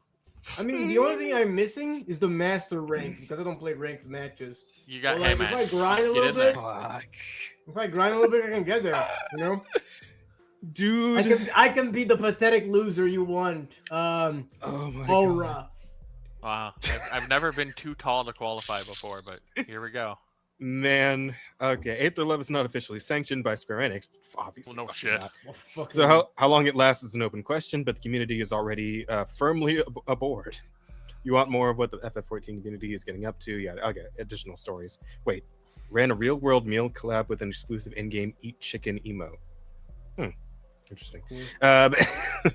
But yeah, see, my only issue with this though is like if you're actually going in for like the romance shit, which like isn't unheard of in MMOs or like like a multiplayer gaming in general, where like people end up meeting their fucking husband or wife through the game, right? Like that's happened. I think I even know like one or two people who are like I think that's what happened with fucking Jin and Akane, right? Yeah, they met through a league. Jin Akane, okay. Did they? Oh well, League, whatever. They met through a fucking video game. Is my point? They met through a video game. And especially a highly social video game like this. But like my problem then becomes like, okay, so like, what if is there any defense against catfishing with this, or is there No ever more any so than defense in real against catfishing in these games? Like, I guess not. You I gotta guess pray. not. But it's like gotta that. Yeah, that's like the one thing. Is like oh, go ahead. you gotta have your wits about you, right? Like, Mhm. if you're a fucking idiot stumbling on your first MMO, yeah, you gotta get catfished. Like, everybody goes through that shit, right? Okay. Like, you know, it is what it is. You gotta learn how to roll the punches. I got catfished before. I did some catfishing before. I was gonna say something about it. The Brazilian in it just tells me that you were portraying yourself as a female online one. Yeah. As a teenager, I would constantly like. Do you guys know Tibia? No. Tibia is a very old like RPG, and I used to roleplay as a girl to get stuff. Fucking MU online. MU online also did that. As's dark past. Chat. I told this before in the fucking... this is he's This is no. Is not it? me. Oh, said I this do before not in remember the you ever podcast. talking about this. I was a Holy minor, shit. by the way, when this was happening. So. Oh well. Yeah. Which is often the case. Yeah. Fucking wild, dude. Yeah, and it's like I've also had my like pseudo romantic encounters on the internet. Like I mean, I didn't really get involved with like the interactive with other people on the internet shit until I was already in like college. So I was at least about 17, 18 years old. So there wasn't as much danger of like, the weird shit. But I mean, I had, some like pseudo romantic encounters with some people, but at a point, because none of that ever actually like came to anything, obviously. But at a point, it's like, I just can't really get down with the idea of like actually becoming romantically involved with someone I've never actually seen and like whose name I don't actually know, like that's. You're not living life if you're not 13, 14, you have your e-girlfriend from halfway across the country, and you've at best friended each other on Facebook. Yeah, you're not or MySpace, really living or at the life. time. I'm gonna tell you guys something freaky right now. Go for it. Yeah. I drove all the way to Atlanta to pick up my husband without being aware of his actual first name. Oh, fucking hell. Yeah, you and Sheep shit worked out, right? I'm not saying it doesn't work out sometimes, but like, I don't know. At a point, I just like, I couldn't really get down with the idea of like, if I'm going to actually like entertain the idea of a romantic involvement with someone, I need to have seen their face and I need to know at least their real first name. Right. Outside of that, I can't do it.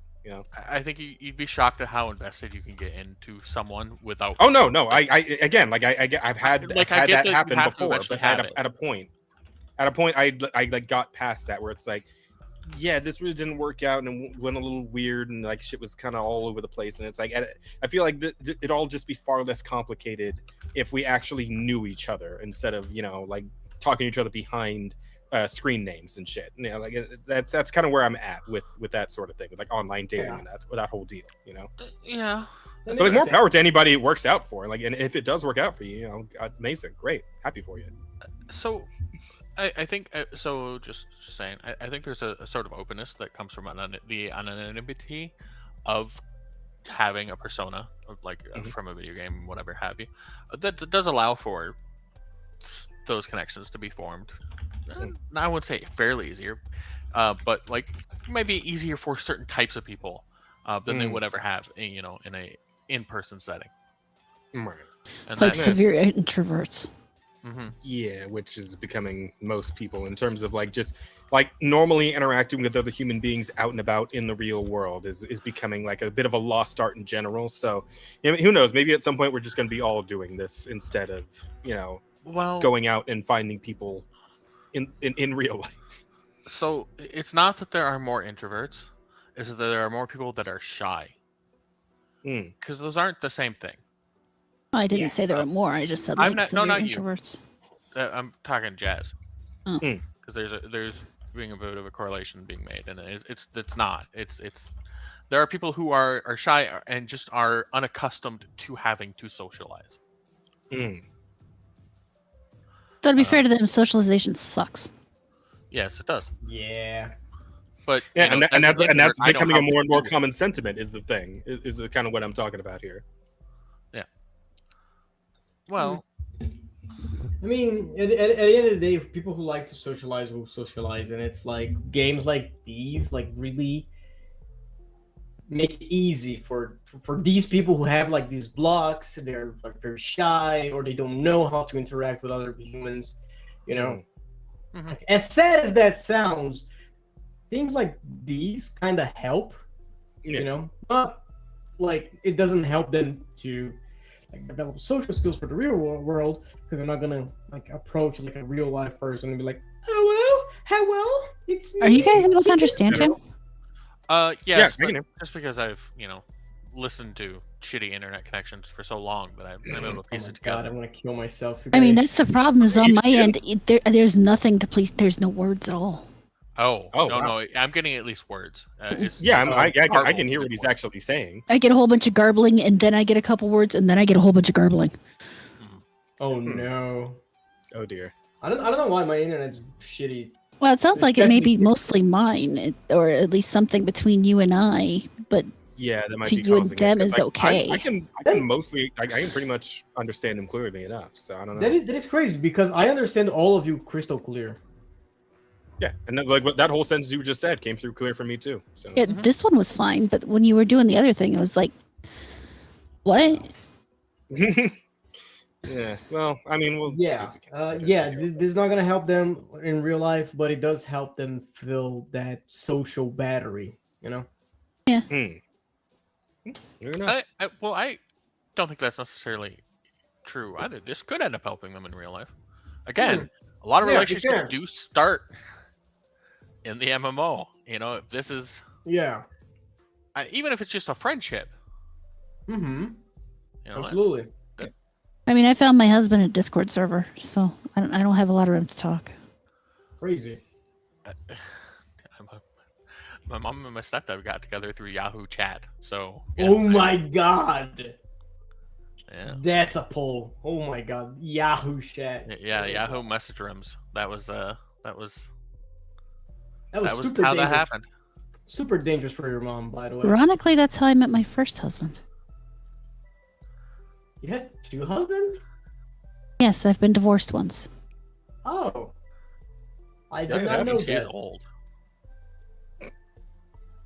I don't know how that factors in, Bear, but all right. Hey, I don't know how that He factors in, like, he saw I a chance was- to take a shot at her and just took it.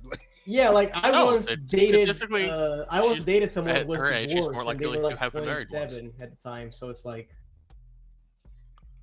you know, Right. No, I got you. I get where you're both are coming from. I'm not. But I could be knocking her for being old, but that's not what that one was.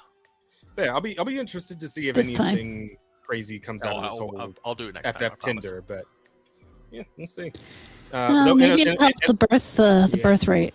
Yeah, that ideally. I mean, that would be nice. That would be good. hey man, a Um, few accident babies off of FF14 could be all the economy needs to be revitalized. bro.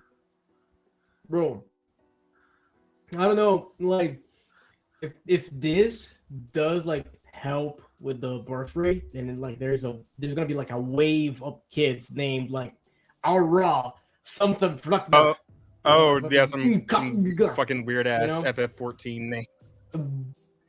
some bullshit fantasy names, and now we're gonna have to learn how to pronounce. I Fucking- am excited for the Lalafell You know? based names. Where it's Oh like, my it's god. easy. Yeah. You, mm. Wait, is there not like some sort of like rule in place where when you name a child it has to be something that can actually be pronounced, or Not in the US, no. No, not here. Oh. No, Here we in yeah, obviously Brazil, places in Hey. places like Denmark, you actually have to submit your name to a council if you're not selecting off of their list of approved names. that's okay. That feels a little too strict. But Well, yeah. Here you have to like Mhm. select a name, and it has to be like grammatically correct. Like you can like just put a bunch of vowels and you shit. can't, you can't know. name your kid AEIOU. All right. In other words, you can't No, be you black. can't. Yeah, I was Right. gonna say. You- So that it actually says so much about the racism of Brazil. It's you also can't put names that would like embarrass the child, right? If you're like, yeah, if you're gonna name That's a fair your one. kid shithead, you can't do like shithead for a name, for example. okay. so- There's no way we can do that in the U.S. either, right? Like your child's name can't like include profanity. Yes, you can. it? yeah, I Oh. can. Oh no. Brazil 1, Look. the US 0. Let's No. fucking Because go. if we had Brazil's rules, Let- we let's- wouldn't have a boy named Sue. Sure you would. Like, he just said he couldn't embarrass. He didn't say it couldn't sound like a girl's name. Yeah. A girl's name for a boy wouldn't be. That's the idea. Of, you know what? Never mind. I mean, I get what you're trying to say, Bear. I just don't know if the law applies that way specifically. Does it, Asta? I don't know. Like, Actually. will they Never heard fuck of with you if you try to give like a male child like a girly name, or like a female child like a really like masculine name or anything I like don't that? know. I mean, never heard I'm of trying to that. think of like masculine names that like would have that problem, honestly, Chad. because I feel like there's a lot of like girls that get by with like dude sounding names like Billy or fucking I mean, there are some names that are Alex? masculine and feminine. Yeah, Alex is obviously a masculine and feminine name, but only Alex, not like usually the full versions of those names. Like Alexander is masculine, Alexandria or whatever would be Alexandra. Alexandra or Alexandria, whatever, whichever one you want to do, that would be feminine, right? Well, Alexander would be the masculine. I don't know. Yeah. I've seen.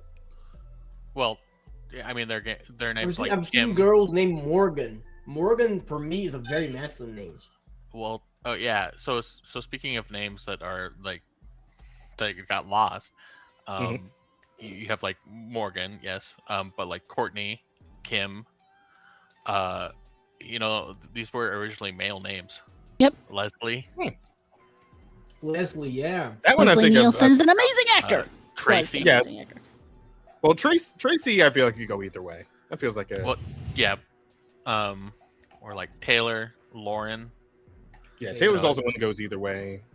Lauren, I guess not so much these days. I feel like you're not going to meet male Laurens very often. Still do. Yeah, most I didn't say that one already. I don't think I've ever met like a male Lauren, or even heard of a male Lauren.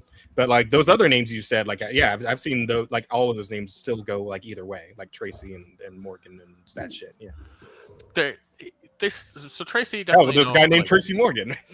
Yeah, I know, and it was who I was thinking too. Is like I know there are a handful out there that still do it, but largely I mostly see them as women's names now, or used for women. I can't think of like Morgan other than Morgan Freeman. That's forever gonna be like a male name in my head. Morgan Fairchild. Yeah, I mean, I feel fair. like we will. Okay. The unfortunate thing, like with celebrities, they can really anchor a name. But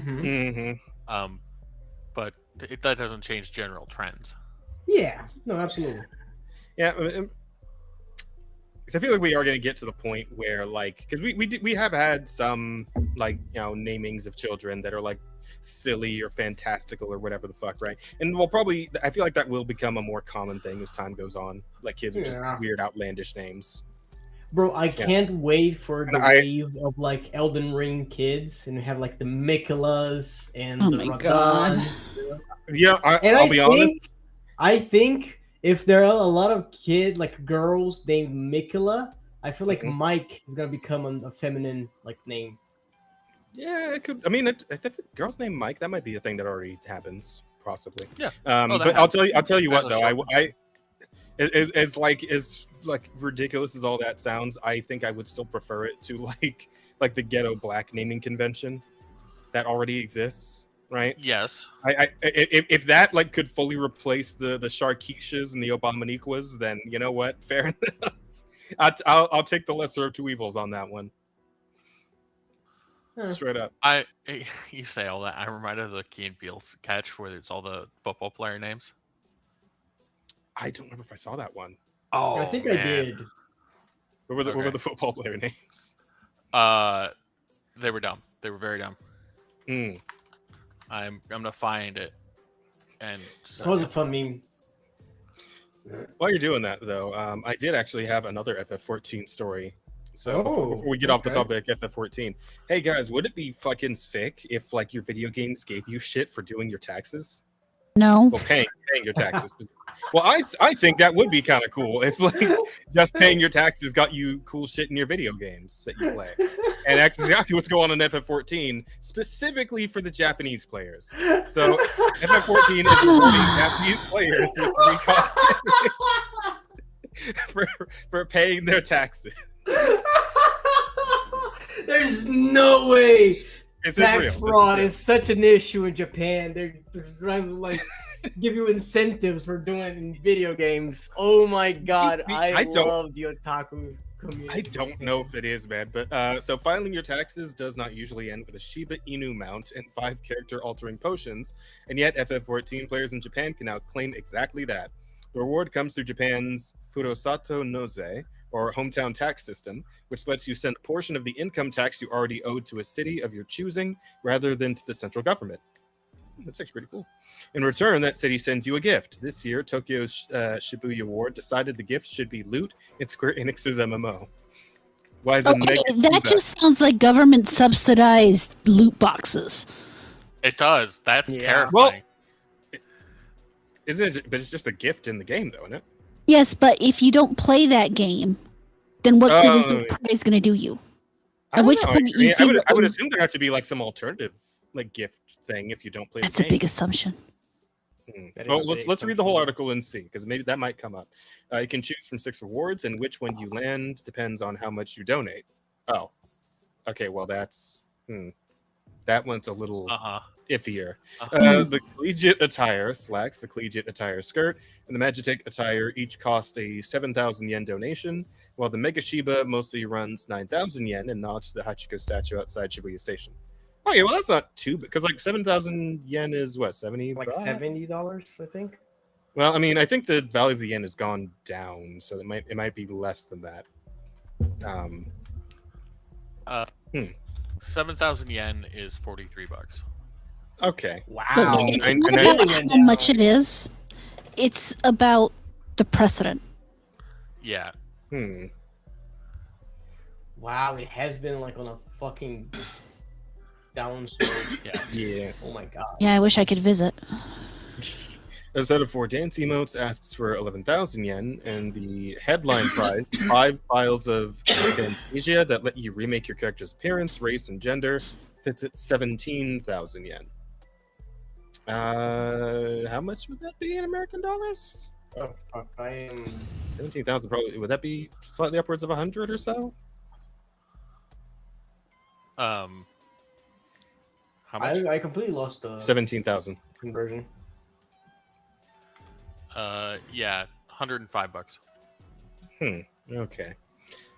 Sweep all 6, and you'll have to donate 58,000 yen, roughly $360. The cosmetics themselves are worth about 88 if you bought them outright on a Final Fantasy XIV online store, so nobody is getting rich off this.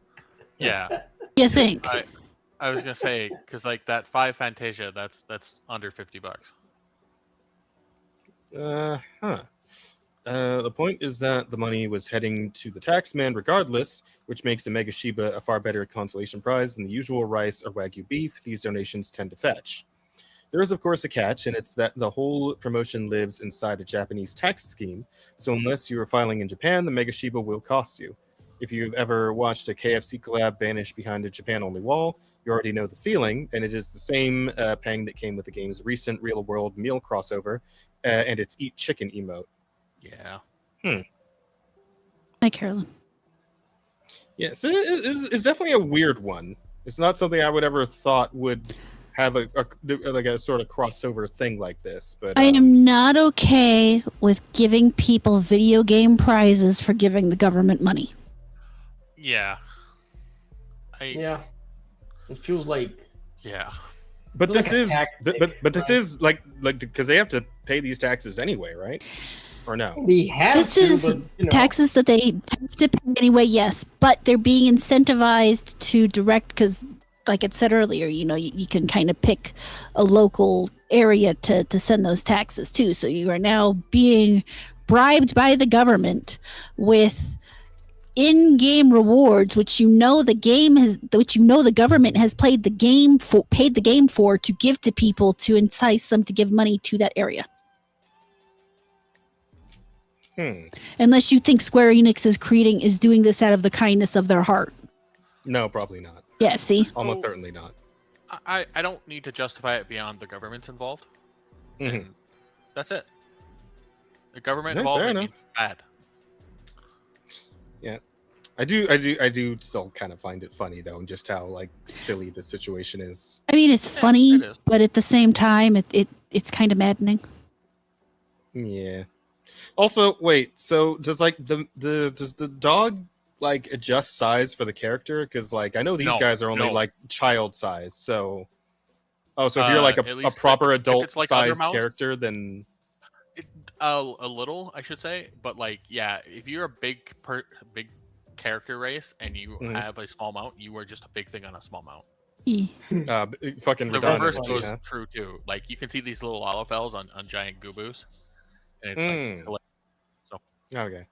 Or like seeing a Lalafell riding a fucking Arathalos or something, right? From the Monster Hunter collab. a Magic Tech bike, I think, or like a speeder, and their feet Yeah. can't touch the ground. That's good. It would be better if you're playing a Lalafell and you are riding one of those and then you come to a stop you just fucking fall over That instead of stopping Well- normally. That'd be incredible. it would be incredible in town the first time you did it. When you're not just trying to play the game normally, and every time you do it, you have to stand back up or something. Like if there was a delay to it every time you stopped because you just fell the fuck over, it would be very frustrating. Most likely, but it'd also be really funny. Yeah, this is true. Well, at least for the first dozen or so times, right? But yeah, that's what's all going on in FF14 these days. It's kind of wacky. But we're pretty far into the show now, so I think we should probably hit our headliner story here. Yeah.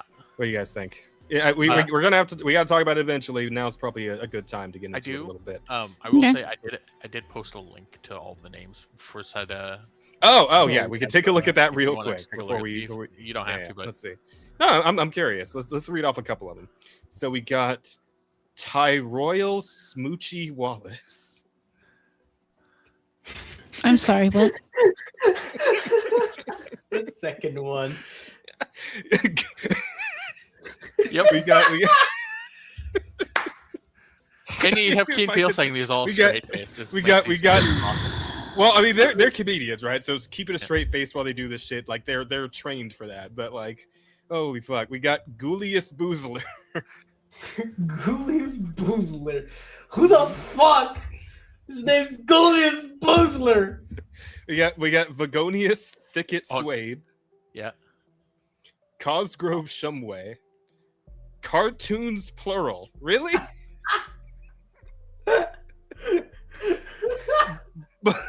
Blyrode Blashington. That almost sounds like the fucking the Blonic bit. Like, you ever seen that animation? I'm my own original character, Blonic. Oh That my sounds God. like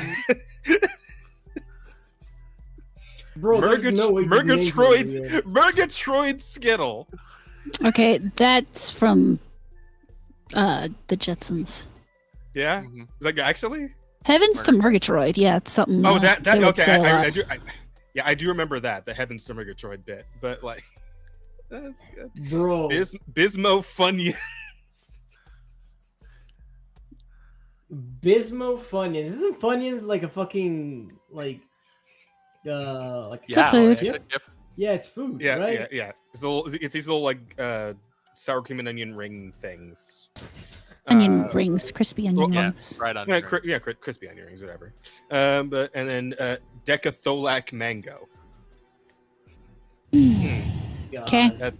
I'm gonna look through all these later, but that's Yeah. that's fun. That's good.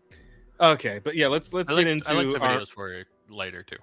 Oh, You can absolutely. watch I all saw of you link those. I will look at those. Yeah, but let's talk about the Gabe Cube, shall we? So the price The points have GameCube. finally been dropped, and I feel like most people who are looking at this with any amount of reason probably saw this coming already. But Mhm. it's a little pricey. It's a little pricey. So let's actually go into the Steam page that shows the price points. So here's what we got, right? Starting God, with the base. This is the starts base. off- Yeah, this is the base Gabe Cube with no controller. It is $1,049. Mhm. Right. Then we get into the one with the controller, and it's another 128, which is essentially just adding on the price of the controller to the base price, right? Yeah. Then we got the 2 terabyte model, which is about $1,349. This is again without the controller, and then again with the controller, same shit, but with the controller price added on for $1,428. Mhm. So people aren't taking this great. Nope. Is what I would like to say. They're not huge fans of the price point. Yeah. And that's understandable, right? Because it is quite expensive for what is essentially an entry level PC, perhaps slightly weaker than entry level PC if the comparisons and specs If you what's it don't called? account for the size. Yeah, Yeah, there is also the size. It's very portable. As you can see, it's like the size of a human hand. If you use this person's hand as like reference, and it's clear. believe this is probably a woman, given the painted nails and whatnot. So a rather small hand, to wit. Yeah, this is a rather small fucking cube thing. Yeah, it's the form factor on this is insane. Yeah. Yeah. And for its size, the thermal on it as well is pretty surprising. I mean, granted, part of the reason it is so much weaker is because they did have to choke down power a lot to get those thermal ratings, but it's still impressive. Yeah, quite. And obviously, you know, if this thing is fucking if this shit can run your Steam and every game on your Steam, then, you know, fair enough. And like people have been testing out obviously the most demanded games, and it's apparently been coming through a little lacking in that regard. But again, as you both have made the points already, form factor, the specific specs, which we can actually look at here on this screen. It's got an AMD Zen 4. Okay. The GPU is an AMD RNDA 3, which actually I don't know what the contemporary for that would be for like an NVIDIA card, because like I'm more like familiar with NVIDIA, so I'm not sure like where AMD cards it's stack gonna up. be the 40 series, RTX 4000 series. I heard a lot like of a 3060s. 36. Okay. It's maybe performing like that, but it is supposed to match the 4000 series. Yeah. Okay. Like 4060, 4070, 4080, what? No. So it's the RDNA 3 is just that's like it's their Radeon RX 7000 series basically, which is supposed to match the RTX 4000 series. So there'd be different ones in there. It's a custom one. I don't know specifically what that one is meant to emulate, or what would be a proper equivalent. Gotcha. It got a 16 gigabyte DDR5, which plus 8 gigabyte DDR6. Okay. And 512 gigabyte NVMe SSD. And yeah, of course, that's just, you know, memory space. And that's, you know, in the 1000 model, like, Wi-Fi 6E, integrated Steam controller, wireless adapter, small form factor, right? 6-inch cube. Again, that is fairly impressive in that regard. Small, yeah. That is very, I would say, average. Well, I mean, you know? again, look, we're talking about all they're cramming down into this, the size of this box, Asta. That's like that's the impressive part. Yeah, but it's still like 6 inches. I would say it's an average size. Well, yeah, but like you know? comparing this to like a proper PC and like the general like size those come in. I mean, let's talk about my 4070 running PC over here. It's yeah, but like think about it, guys. Like 6 inches, I feel like it's enough to satisfy it. No, for fuck's sake. I feel like he's not even doing this. Okay. So long. He's thinking about his personal satisfaction. Okay. So long for it I to catch to on. Oh my god, I repeated like 3 I mean, to times. prefer, I prefer more than 6 inches, but what can I say? Well, that's Like I mean, Black Man. for a black man for a reason. Yeah, exactly. The GPU supposedly the custom that they have in there is supposed to be something equivalent to a 4060. Which I mean isn't bad, right? That's are we up to the 6000 series already? We're in the 5000. 5,000. Okay. So it's one generation behind in terms of the In terms of what they promised, to be specific. Yeah. Yeah, which. But I mean, so I would say, looking at the specs, this isn't like a hobbyist's like end all model. This is definitely like an intro, getting people into PC gaming sort of thing. Yeah. I wouldn't say it's that yet. Better than that, but I would actually say this is more of an intro to getting into that gaming space in general. Just because, I mean, to start opening up the market is what I mean. Because at this point, this isn't something somebody who's never played a PC game before is going to buy. Because let's face it, $1,000 for that kind of thing, when you can just go buy a PS5, is pretty pricey. Oh yeah, but it is a place to start to get into that. Yeah, and the thing we talked about, like me and Bear kind of discussed this a little bit already, but is a bit of a raw deal in the timing of this, right? Oh yeah. And the fact that all the components that are going into this became so much more expensive. And again, like Steam came out with their own statement about it, addressing people's concerns and grievances. And they did say that they are selling this thing at cost. And you can believe that because, yeah, if you were to look up all these components, that probably is about, like, in terms of the components themselves, and then of course construction of the box, like labor, that probably mats out to about that amount at cost. So there is that. And not a whole lot of people are going to be understanding of that when because some people just don't really think that deep about it. They're just going to see the really high price point and just get upset about that, which we've already seen tons of. So yes, but and to a point, granted, but it is what it is, right? It's a very compact device. It will play your Steam games to a decent degree, and that's about it, to be honest. The whole thing with the controller as well, like initially I was kind of put off by the whole controller thing, the fact that because obviously the standard with a console is to just include a controller, because what the fuck are you gonna do with it without a controller to play the fucking thing with, right? But the Steam, yes, that's the thing, right? Is that the Steam machine is a bit different from, say, a PS5 or an Xbox, where with a PS5 or an Xbox you would need a PS5 controller or an Xbox controller. With a Steam machine, obviously it's just got a fucking USB port in the front that'll let you use pretty much anything, right? It is in itself a PC of sorts, so I could probably plug in. It is a PC. Yeah. Well, what you get what I'm trying to say here is that what I do right now is I just plug one of my PS5 controllers into my laptop and play PC games that way. I can probably do the same thing with a Steam machine, right? It's not as much of a problem with a Steam machine with the old controller thing, because whatever you have on hand right now you could just use, right?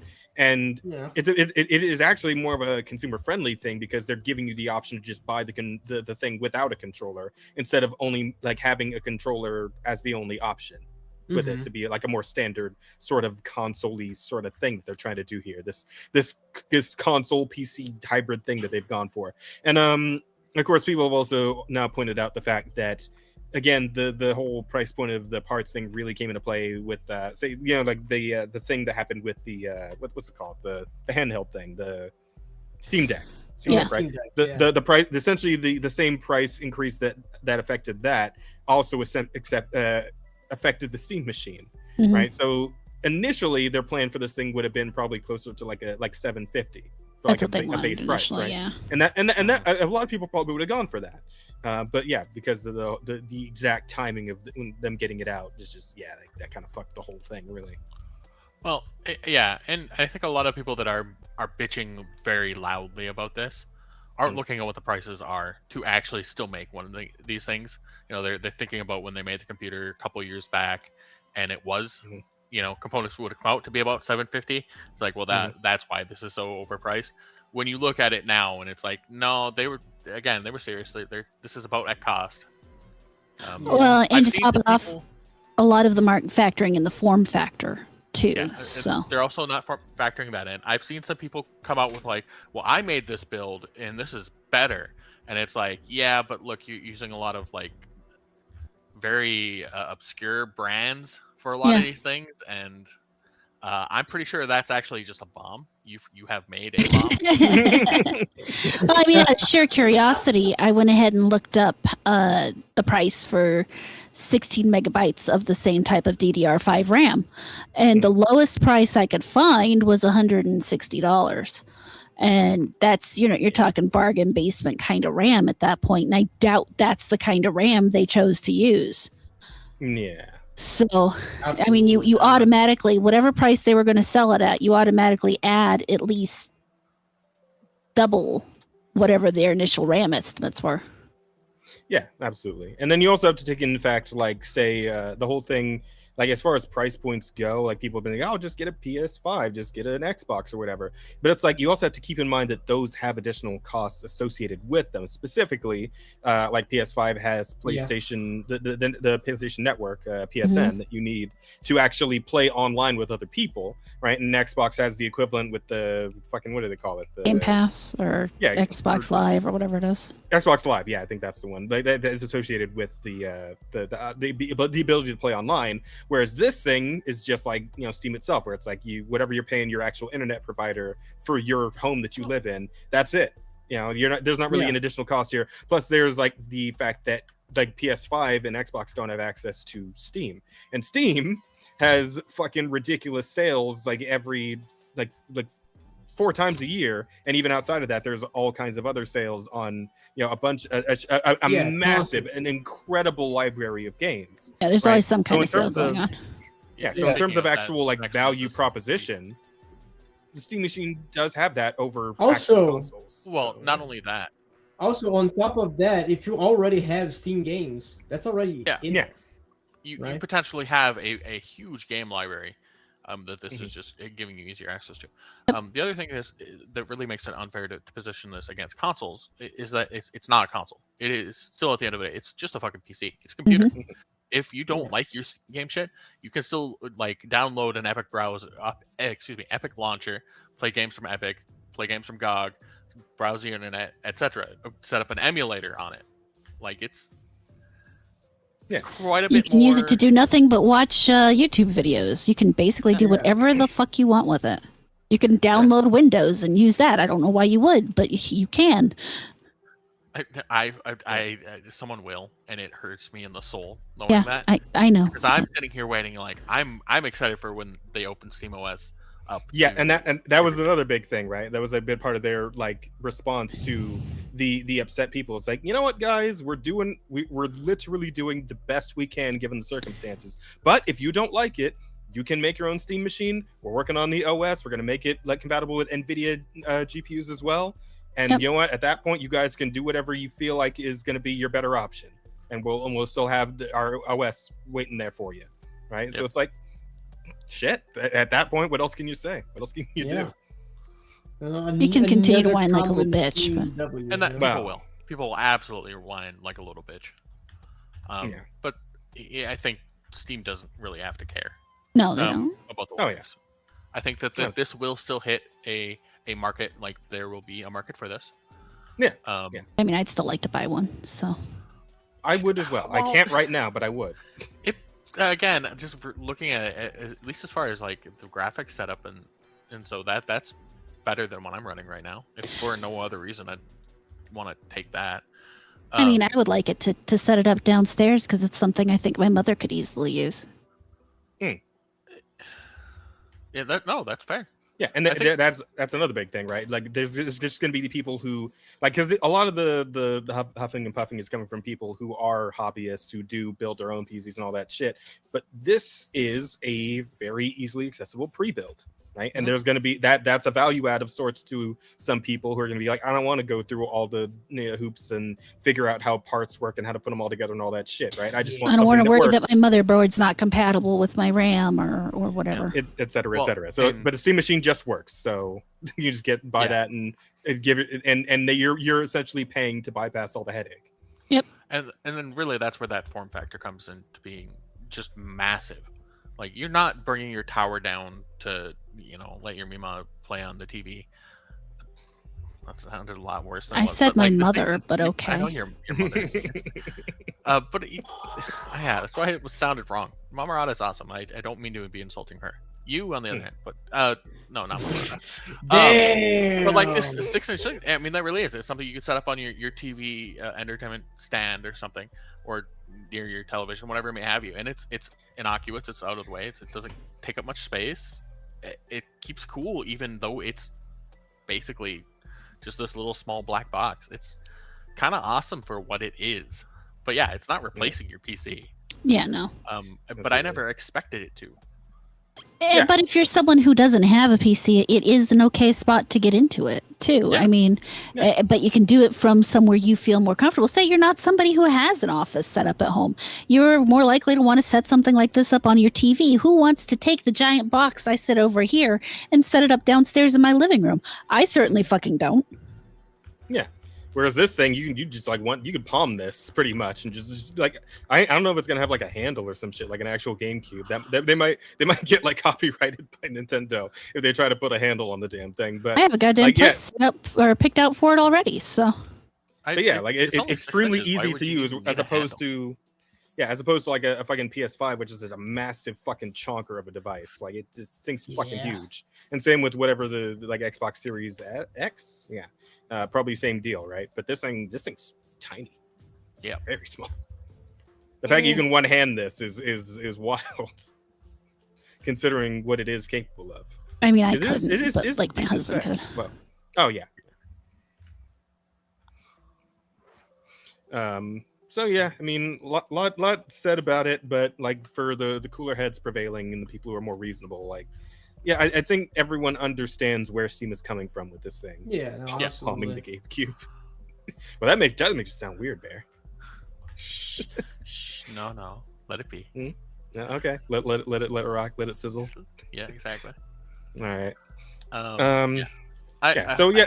Eventually, when I gotta figure out my financials still, because I'm still gonna be making plans to try and like get out of California, and there may only be so much time to try and get the funding for that going. You mean which before means it's I'm probably escape gonna from LA? essentially, yes. So that's probably gonna mean having to hold off on getting a Steam machine for a while, maybe until like after I've actually moved. But yeah, I'll have my eyes on this. I'll probably end up getting one at some point. Maybe by then, prices will have dropped a bit. Who knows?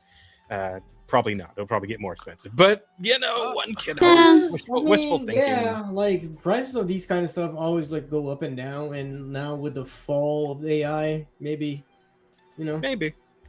We'll see. RAMs go to like a reasonable price again. Yeah, one can only hope, man.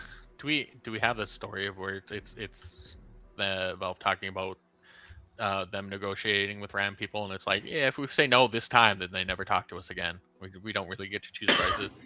It sounds miserable out there. Is the point? I don't think we grabbed a tweet for that or link for that. Anything for that.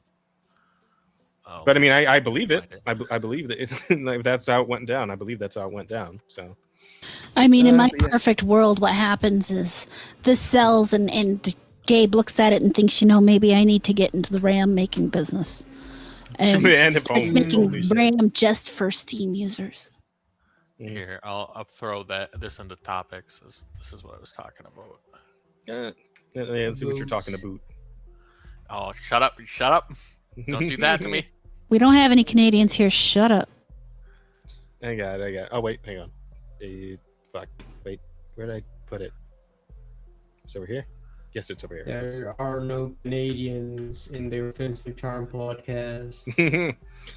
A Valve employee says buying RAM has become much harder due to the ongoing memory shortage and rising demand from AI companies.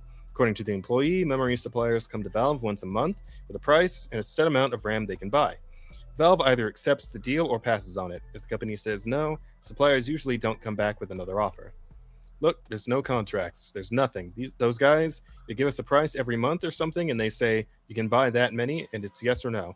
If we say no, they never talk to us again. The company says the current market has made hardware components much more expensive than usual.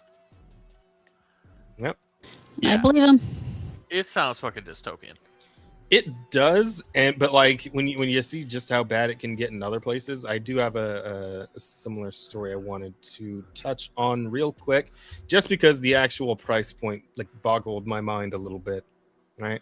Old saying boggles the mind. This shit happened to me when I looked at this. So, getting off the GameCube for a second, because I feel like we've said all we need to say about the GameCube. Yeah, I think so. Yeah. Okay. I mean, we all, surprisingly, we all kind of agree. I was actually expecting there to be a little bit of an argument, but Which one? No, I mean, again, as long as you're being reasonable about it, which I believe we're all reasonable people here, we kind of see where Steam's coming from on it. So. Yeah. like, yeah, it's upsetting because like I'm never gonna have one of those, right? Because like I can't even afford like a regular console like a PS5 or like a I don't care about Xbox, but like yeah, this thing being $1,000, which is like 5,500 here. Holy So shit. like, yeah, I mean it's Yeah. like the direct conversion, right? Because like Mhm. it's not available. It's not available in Brazil yet, so I don't have like an Okay. actual price, but you know, Yeah, No, but I got this you. is the for version of it. the whole, yeah. Still, that's a lot. It is. It is a It is lot. quite a bit. But you know what else is a lot? And I want to bury the actual price point here, but I want to tell you guys that SanDisk, you may be familiar with them. They make memory cards and shit. Decided to unveil a new, specifically made for PS5, 8 TB. Oh yeah, I saw memory this. stick. Yeah. Yeah, introducing the Who needs SanDisk that Optimus. much?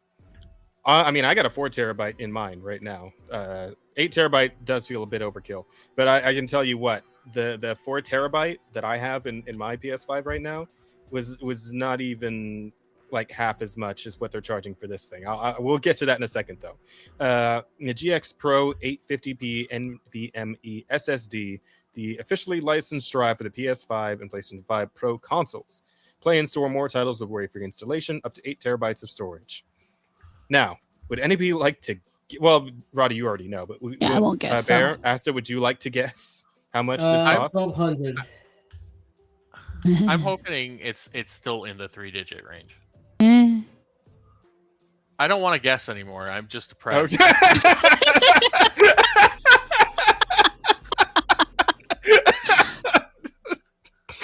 That was so funny. He's like, yeah, I know. I don't want to play no more.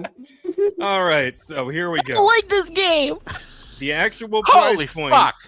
Oh my god, that is Yeah. no. This on sale, by the way. Look at that. Look at that. Yep. There is no $3,000 for 8 terabytes of additional storage for your PS5. This thing costs 3 Jesus times what the actual Christ. PS5 itself is 8 worth. 8 terabytes just to store Actually, wait, 4 no. copies of GTA 6. Mhm. It's Yeah. just, man. That's pretty funny too. Because Bro. the base PS5 actually went up in price, right? Didn't it go Yep. for like 6 or Recently, 700? Yeah, for sure it did. Even then, this is still well beyond that, and it's just the memory that you want to stick in that fucking thing. No, This fuck is that. horrendous. This First is of all, horrific. First of all, who needs 8 terabyte? Like 4 terabyte, okay, you have like a bunch of games, sure, right? You don't need to have all of them installed at once, but whatever, you do you, right? Just fucking 8? No. What are you playing that it requires 8 terabyte? I have 1 terabyte, and I have like a bunch of shit on my fucking PC. I got fucking Digimon, Elden Ring, The Elder Scrolls with fucking gazillion mods, Valorant. I have a Yeah, bunch of like Friendslop that Halo makes me play. I got Baldur's Gate. Like I got a bunch of like big games and even more like smaller ones, and it's not 1 terabyte. And a lot of What people do are you pointing need out you 8 could for? buy a pretty solid fucking pre-built PC for this price point. Mhm. Well, maybe yeah. nowadays it might For be fucking $3,000, you can buy like a fucking high-end PC. What the fuck are you talking about? again, component prices that might have changed a little bit, but yeah, it's fucking wild, dude. It's a luxury we can't afford. Yeah. Fucking insane. Yeah. Sell a kidney, do what you got to do, right? Not I don't even think my a kidney was worth that much. Nah, yeah. At that point, you're just selling yourself into slavery. to pay for this. Yeah. Fucking what? I paid less for a 4 terabyte compared to your 1 terabyte. Yeah, I'm pretty sure, like, because like the 4 terabyte one I got, I think was maybe around 200 or so, if I'm remembering correctly, when I got it for my PS5. And again, that's for like a fucking 4 terabyte. Like this may also just have to do with like SanDisk or like railing out the prices to absolute shit. Like maybe you might get like an 8 terabyte from someone else for a more reasonable price, but fucking nutty. Like if anybody actually buys that fucking thing, that's just like at that point you're just burning money to burn money. Like you don't give a fuck about the amount of money you spend on anything. I would think. Yeah. Well, I would hope you're using that PS5 to store something else. Like you're using this as like independent storage for your PC or something, and just have it formatted for that. Because I'll tell you what, but that's still retarded. Because you could get 8 terabytes. Oh man, this listen. hurts. You know what kind of person buys this, Bear? The kind of person who would also buy a game on Steam called "Congratulations on Your Purchase." Oh God. I want to believe this is an 8 terabyte game, and it goes along with that fucking. Amazing. Holy shit! So this game, this game is a new Steam game called "Congratulations on Your Purchase," and it is priced at $1,000. Sorry, 1 cent less, $999.99, making it one of the most expensive titles on the platform. According to its creators, this game is not for everyone. It is for those who understand that prestige has a price. They also described it as the most expensive game on Steam. Players enter a palace, walk a red carpet, and see their names displayed for future owners. And that's it. That's the whole game. Pretty sure.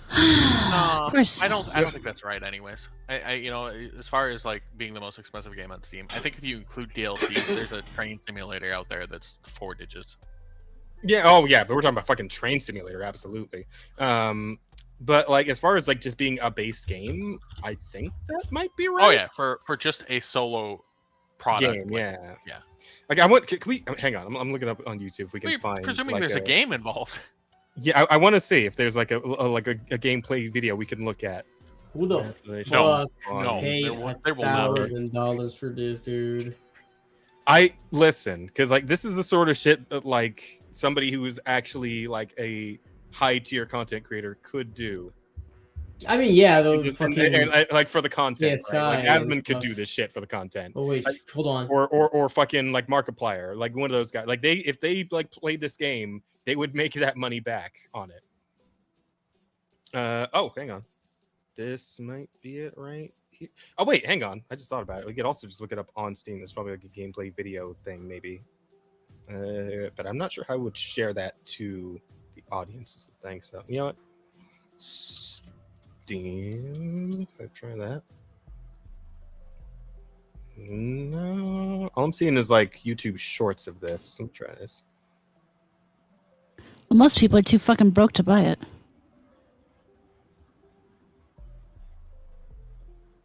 Red carpet, there are chandeliers. This is gameplay of the most expensive game on Steam, and it's actually insane. This game classifies itself as a first-person luxury experience set inside a palace. There's a red carpet, there are chandeliers, and there are velvet rope barriers, because some spaces must be protected from the wrong kind of people. But you are not the wrong kind of people because you own this luxurious game. So far, there has only been one player according to the Steam charts, as the game costs $999. Someone did buy it. News like this, and the name of the course they did. Like, you know, it's kind of genius though, because you know someone would. Yeah. So, like, and this like fucking like Unreal 5 asset bullshit. Like yeah, this is like a goddamn it's an asset flip bullshit game. That was I probably wish I'd made thought in of like it. a single afternoon. I wish I had to, honestly. Oh no, I fuck, have more that's integrity amazing. than this. I'd happily take $999 from someone who's stupid. Bear, I mean, come on, man. We would at least make a fake name to do it under, obviously. Yes, that's fair. Yeah, I mean, there'd be a shell corporation and all that fun stuff. The problem is that Steam's return policy is such that you'd have to have a hell of a lot in there to keep them in for the 2 hours. Yeah, and Otherwise I don't think there is. I think it's just the little red carpet here. I think that's kind of it, and like camera flashing, fucking. gameplay The of the thing most is expensive all game- you got to do is appeal to the type of person who would want to buy this game. All you have to do is appeal to their desire for status. Once you've done that, they're fine throwing all the money they want that you want at you. Yeah, I do believe, like, because Arch made like a great retweet or quote tweet about this, just saying, it's like, yeah, this is just 90% of like luxury goods. Yeah, that's fair.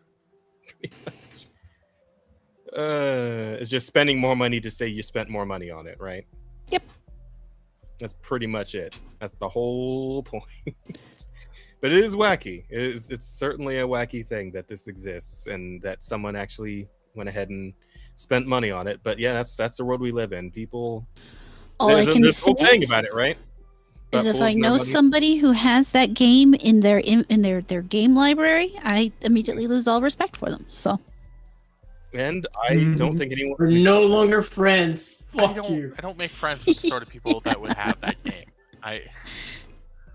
First off, Bro, I my don't think, friends are I poor, don't think I so- have any friends with that much disposable income, yeah. to be honest. Well, I was. I mean, yeah, I can't honestly. say that. I know I have friends that have that much disposable income. I just thankfully they have more sense than that. Outside of the internet crowd, all my friends are burdened with children, so they do not have money. Oh, outside of the internet crowd, all of my friends don't play video games. So Yeah, fair enough. Both of them. Oy vey. All right. Well, you know, why don't we change gears to something a little more lighthearted, like some good old fashioned gamer rage. You guys I want to think hear? I'm gonna have to buy a new mouse. Oh, uh-oh. Sure. I might have a spare one I could send you, like somewhere in the. I'm condo. picky about my mice, Oh, but I well. appreciate it. What kind do you Mice. use? Fair out of enough. curiosity? Huh? Miss Picky. I'm using a G903. Okay. It's You know, weighted. Yeah, I Right. understand. I also like mine weighted. Yeah. Fair enough. Oh yeah, but like I said, good old fashioned gamer rage story. Who wants one? Go for it. Sure. Bear and Asta, I think you guys will get an special kick out of this because it's about Marvel Rivals. Oh, cool. I won't have any emotions. Let's go. Well, I mean, Yo, right.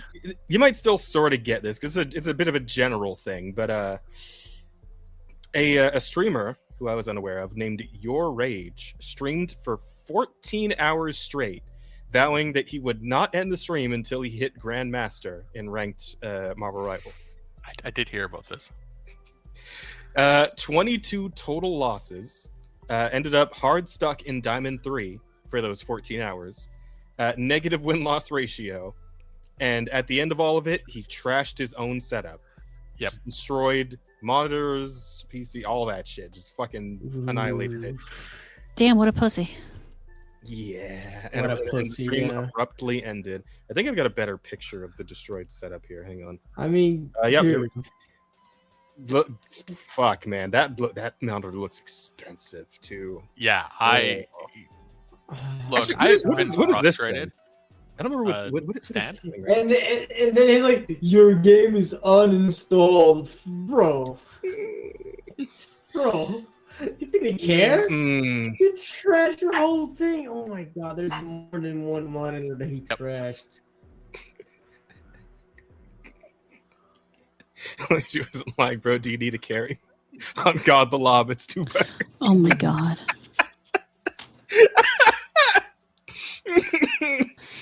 I appreciate that. I mean, you- appreciate those people. Yeah, I mean, fair enough. Lived up to the name. Bro, Lived up to the name, bro. Destroyed his whole setup over this stream. Like, and who knows? Maybe he made that money back through donations or something. Doubt it. Because he went for 14 hours, and apparently he's, I would assume, like a mid-level creator. So maybe he got enough donos throughout the whole throughout the entire torturous process to bro, by and doing- now he's gonna have to spend it all rebuilding his whole setup. Like, yeah, pretty much. Well, It's I mean, not- it's- yeah, it's- two say that, but monitors there's down. These monitors. 3 which still monitors. sucks. There's a monitor on the floor too. There's three I monitors. think That's that's one two monitor. parts of one monitor, actually. Okay. Yeah, that's, Yeah. that is. But even so, I don't get me wrong. It is still a cost, but it's not like he destroyed his tower and the components within. Monitors are Yeah. relatively cheap replacements. He should know he recently had to replace his. You're right. I should just ask him. If it was, yeah. So it's saying he destroyed his whole setup. I don't think that's not quite honest with what. But still, I've never raged at any game hard enough to want to destroy anything I own. Oh yeah, no, absolutely not. But like given like again, like is again the monitors are relatively cheap, right? Relative to the rest of the setup, which is again the PC itself costing like a couple thousand, maybe several $1,000s. But those monitors are still like somewhere between like 100, 200, maybe 300, depending on like how nice of a monitor you want, right? Where how nice we're talking about. Like that's still a lot of fucking money to just punch down the drain. I'm just saying. Well, any amount of money is too much money to punch down the drain because you're upset about a video game. I'll just be honest. And I get really involved in my games too, but like, this is emotional dysregulation. Yep. Really. Yeah. Yeah. Someone who just cannot control this themselves. This is why I don't fucking play competitive games, because this is like very common for people to just fucking trash their shit whenever they get pissy and losing at video games. You think you'd ever go that far, Aska? Because you played with us. I wouldn't, because I'm fucking broke. I wouldn't dare. Right. Yeah. Like obviously. When I was back in my like sweaty league days, I would punch walls and break my fingers. But now I'm a fucking setup. I never break any fingers. I never break any fingers. Yeah, we got a fucking Kyle over here. Yeah. It was a hyperbole, okay? I never broke anything. To the Brazilians to also have severe emotional dysregulation. Surprise, surprise. Yeah, I mean, they're we also Brazilian. have concrete walls. So I never. Yeah. Nice try. Yeah, so that's a little side story. But let's talk about something a little more. Hold on. A little more significant. What? Go back. Just go back real quick. Because it's something else that it suddenly it all makes sense. I understand where he's coming from and why this would be the case. His name is your age. He's a male feminist. Oh shit. Oh. He's a woman. Yeah, that'd do it. I suddenly understand. The violence makes sense. There was one of two ways you could have gone with that in terms of saying the violence makes sense, and you actually took the high road, and I appreciate that. I don't know why I would ever. You took the high road on that one, and you know what? I respect it.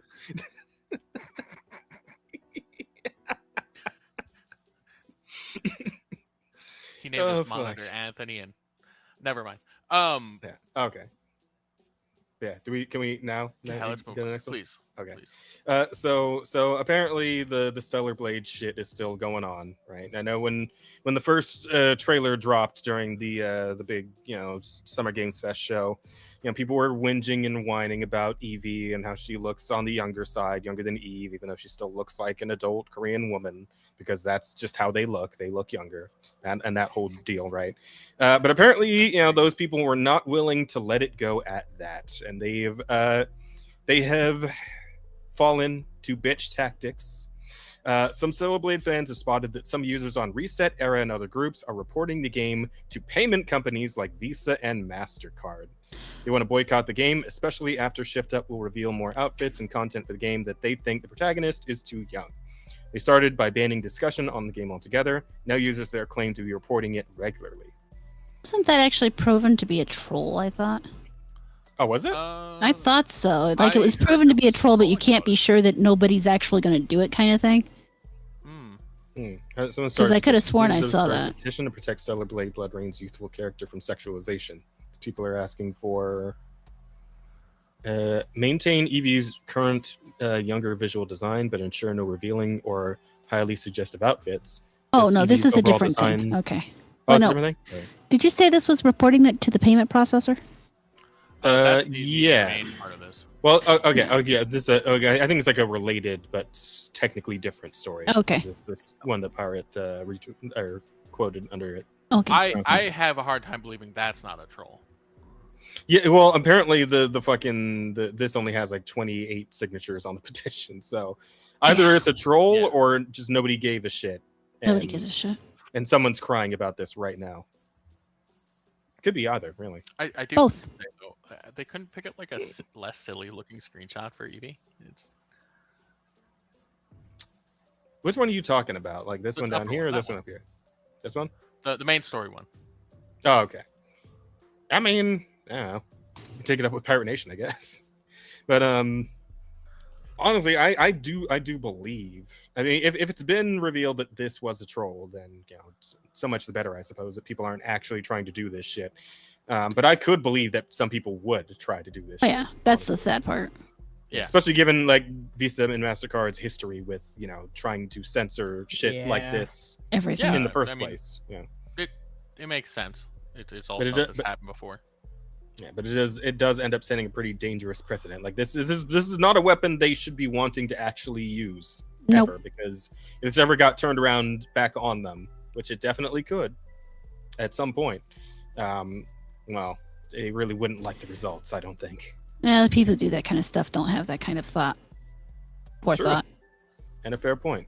I just do we really have to do this whole thing again? And it's like, and I also see like the people who are like, ah, man, we see like this, like with Eve, like Eve is one thing, but this character, like you guys are being blah blah blah. It's like, well, these are the same people all bitched about Eve back when the first Stellar Blade happened and made like the same kind of arguments, right? Especially the whole looking like a child thing. Like Eve Mhm. caught that flack too. There were Yeah. videos of people looking at Eve and saying that shit, like on camera.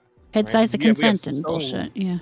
Yeah, Exa- we're just, let's be honest here. We're 3 video games away from Eevee being the feminist icon. She was always meant to be. Yeah. They were always for her, and it was the judges are making shit up about the history of it, and they never Mhm. wanted to cancel that type of shit. But this new character, that one's awful. Yeah, 3 games away. From It's the historical revisionism that always gets me the most, right? Mhm. Where they try to pretend they weren't doing this shit with the previous character and the one before that and the one before that, et cetera, et cetera. Like that one meme that what's his name made is just so spot on every time. With the girls like, oh, what the fuck, Bayonetta? Why can't you be a strong feminist icon like Laura Croft? What the fuck, Eve? Why can't you be a strong feminist icon like Bayonetta? What the fuck, Evie? Why can't you be a strong feminist icon like Eve, et cetera, et cetera? It just keeps going.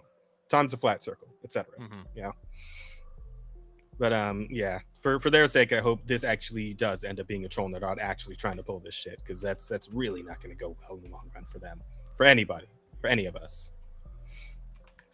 Yeah, but sucks that it's happening if it actually is. So this one's interesting. There's been a lot of talk lately about the whole buying isn't owning and all that shit, and a lot of topics in that regard. And apparently some people are about ready to go to war with PlayStation over it. Well, Sony. Oh. But Sony faces a proposed class action lawsuit over how digital purchases are presented on the PlayStation Store. Plaintiffs argue that buttons like buy now and confirm purchase give customers the impression they are purchasing and owning a game when they are actually receiving a license to use it.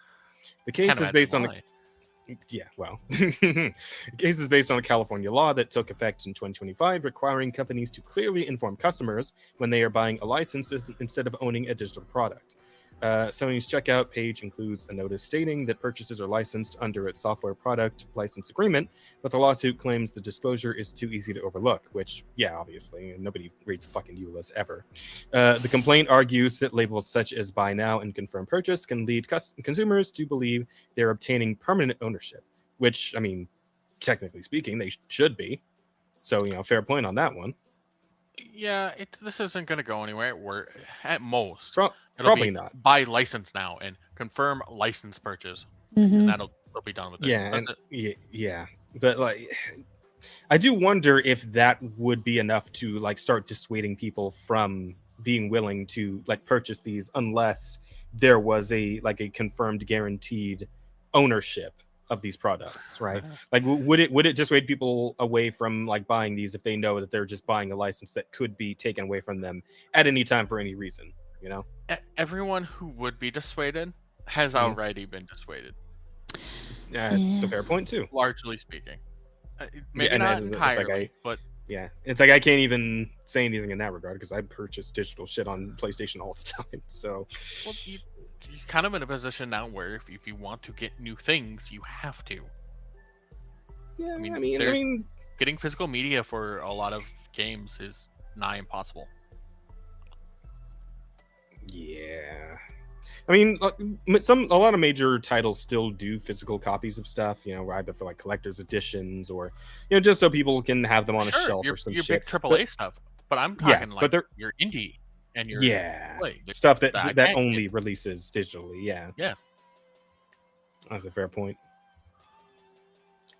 I mean, it sucks because I know you're right, Bear, but I wish you were wrong. I wish it would be the outcome where it's like they actually just, you know, implement something, anything that actually confirms some sort of ownership to the thing that you're paying. Again, like $60, $70, $80 for, right? And it's like, I hell. agree. And You're paying that much money but you don't own the thing you're buying. That fucking sucks. It's I think garbage. really what will end up happening down the line at some point Mhm.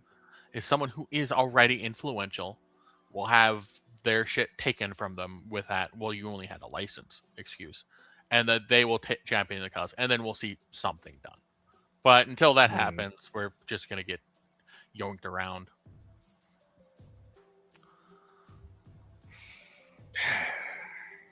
That's a tough pill to swallow, man. It really is. He's depressed now. Good job. I mean, Well, not, hey, man, not that 8 terabyte wholly, thing? but somewhat. You got me with one story, I got you with one story. We're just That's you know what? Fair enough. Oy, let's talk about something less depressing, maybe then.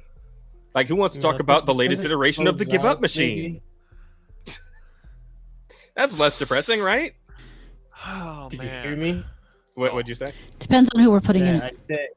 Oh, what was I it? said maybe a final one to close this up. 'Cause it's getting late. that is fair. We're getting pretty late here. Yeah, we're getting close. Yeah. Yeah. All right, sure. Final This is a iteration short of the one, at Give Up least. Machine then. Hoyoverse, which is the guys who make Genshin, Star Rail, Zenless, etc. Zenless. Has revealed B-Side, Olivia Lin, an AI desktop chat companion coming to Steam. Olivia is introduced as a college student from Shanghai who studies piano and psychology. You can listen to her piano performances, upload your own music files, and send her letters that she'll reply to using AI. There's also a desktop mode that lets her stay on your screen as a companion. Also, she is a very attractive young Asian woman who is prone to wearing hot pants. So, yeah, if that factors in for you at all. You know. Okay. Well, I'm personally kind of Mhm. excited for when Yeah? someone uploads the Dragon Force song to make her play that. You know, fair point. Yeah. Fair point. But yeah, this a new interesting iteration of the Give Up Machine, I think. You know, and that's another one for the Yeah. collection. Yeah. Torment Nexus number 463 somewhere. I think we're around there somewhere. Yeah, I'm excited for Torment Nexus number 666 when I can marry Jane Doe in Zenless. Yep. Yeah, Yep. That'll be a fun one. That'll be a good one. that would be fun. That'll actually get me to play Zenless again. Oh, that GIF is just so. It's a good one. Oh, I recently learned the other day that this GIF is two fish fucking. Like, yes, that is what that is. I never knew up until I Yep. didn't know that. And it's what not the really- fuck? What do this you is a fish mean? O face. Is what Yeah, this is. they're not really. I mean, yeah, it is fertilization. Didn't I did fertilization yeah going like on. yeah fertilization like Well, yeah, what the they're- fuck? It depends on the fish. Like some fish really don't have anything to do with each other. Some have to stimulate each other to get stuff to happen. Mhm. Yeah, I believe these Huh. are just such a pair of fish. Yeah. Now we can all have a Chinese spy as our girlfriend. God, imagine somebody finds fucking like spyware inside the AI girlfriend I piano mean, player. would anyone be fucking surprised by that? I don't need Chinese spyware on my hardware. Genshin Impact is already enough. But have you considered that she's really cute and she'll play the piano for you? Think about it. It might be worth it. Come on. Just look at that face. You want to tell her all your secrets so she can give them to China. Look at, I am gonna be a woke activist. I'm gonna say she looks too young. yeah. Well, again, Yeah. Asian, so Yeah, like like just because you're Asian doesn't mean you need to look like a teenager, you know? I mean, don't. a lot I of young adult Asian women do end up looking like teenagers. So Well, hold up. I mean, yeah, and I'm not attracted to Oh, them. fair Like, enough, sue fair me. hey, there you Wait, go. what? That's all right. He said he's not attracted to them. Yeah. He Oh. believes they look too young, which is So- fine. That's totally okay. yeah, that's fine. I was gonna say she's a young college student. She actually could still be a teenager. Yeah, she could be like 18, 19, yeah. Mm. Well, it doesn't say Which, young. to be fair, it is like college my dating student, pool. yeah, I yeah, feel college like student that from is Shanghai. young. You're right. So that's I'm Yeah. gonna assume, considering the nature of this product, she's going to be probably 18. well, At- yeah. at she's- least. Probably, yeah. So there's that. I was about to say, well, yeah, they're gonna make her legal, but it's a fictional character. It doesn't matter one way or another. It But- doesn't. And that is true. It's not fiction. a Who person. gives a fuck? She It's could be not a a- it's a thing. thousand. You know, Also, a college student. She's a college student, but actually she's an alien that is 1,000 years old, and she came to Earth. To I learn doubt our they're doing ways, all and that She's just shit. now enrolling to college. No, but Yeah. the Right? point of There you it go. is the She's- same. Legal in every single way. All right, 1,000 years old. There you Hmm. go. That's your fucking. It's something stupid to equivocate about or to try Yeah, and, it's and worry like, about getting anyways upset because over Yeah. the age of a fucking fictional character is so stupid. Like, Oy. But yeah, with that, I suppose I don't really have anything else of terribly high interest. We went through pretty much all the important stuff, so yeah, I guess we can start winding down. okay. Rada, we got Let's, any questions? Do we have any questions? That's all. Oh, and also apparently Bungie's laying off a bunch of people this summer. So there's who also cares? that, but who cares? Yeah. Oh yeah, and the Ubisoft Pokelda. co-founder died. Who died? Oh yeah, the Ubisoft guy's dead. One of the founders. Oh yeah, one of the Guillermos. One of the Guillermos. Yep. Yeah, plane crash or something. I don't know. Yeah, that sucks. was he still involved with Ubisoft? Yeah, I would yeah. assume so. As far as I'm aware. Yeah. But I mean, And hey, Yeah, so good no riddance. question. I will say rest in peace. Yeah. Okay, so And let's I figure would out a say good title. riddance. And prayers to his Oh. family and all that. Yeah. You guys are too lenient. Well, I mean, I just speaking ill of the dead right after it happened is a bit. I mean, rough. what's Unless the it's point? like He's dead. Who cares? Well, Yeah, like so what he's gonna do? Haunt me? I don't I mean, know. both ways. You can say something Got it. kind, or you can just say nothing, or you can say something mean. In the end, saying something mean just makes you look like an asshole. Saying something kind, yeah, okay. Well, I mean, you like to think positively of people who are gone, or speak positively of people who are gone. Fine, okay, cool. And just saying nothing just doesn't waste your energy. So, fair enough. there's only one real bad decision, and that's to be an asshole. But I will say though, be careful as to with that bad juju, man, because like being haunted by a ghost is one thing, but being haunted by a French ghost, fucking hell. Yeah. Don't worry, asshole. They'll give up before they get to you. For $1, Pokelda says Curse of Strahd update after 2 rounds against the Revenant Captain Tanner describes himself as at half mast. Wait, Did you? did I? Wait, read that whole thing again, could you please one more time?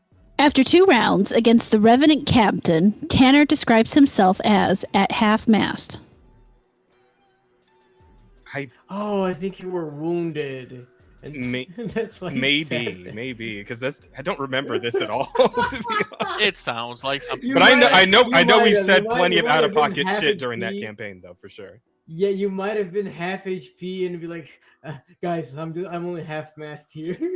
Oh wait, actually, time out before we do any more questions. We didn't set up the vote, did we? No, I haven't yet. Fuck. we- Okay, we should do that first. But we don't have any questions. That was someone giving us money. Yeah. Wait. Oh shit. I didn't even hear the thing go off. I didn't even hit it. I just said it because it was from Rumble. Oh, from Rumble. Okay. Yeah. Because I think our thing's only set up for like the YouTube donos. Yeah. What thing? The sound alert and like The sound alert is me There's a- pushing the button. I am Yeah, the sound that's alert. Rada. Oh. Did you Fair not know Rada that? is Sorry, I sound. thought we had like a bot on that or something. No, I am the sound alert.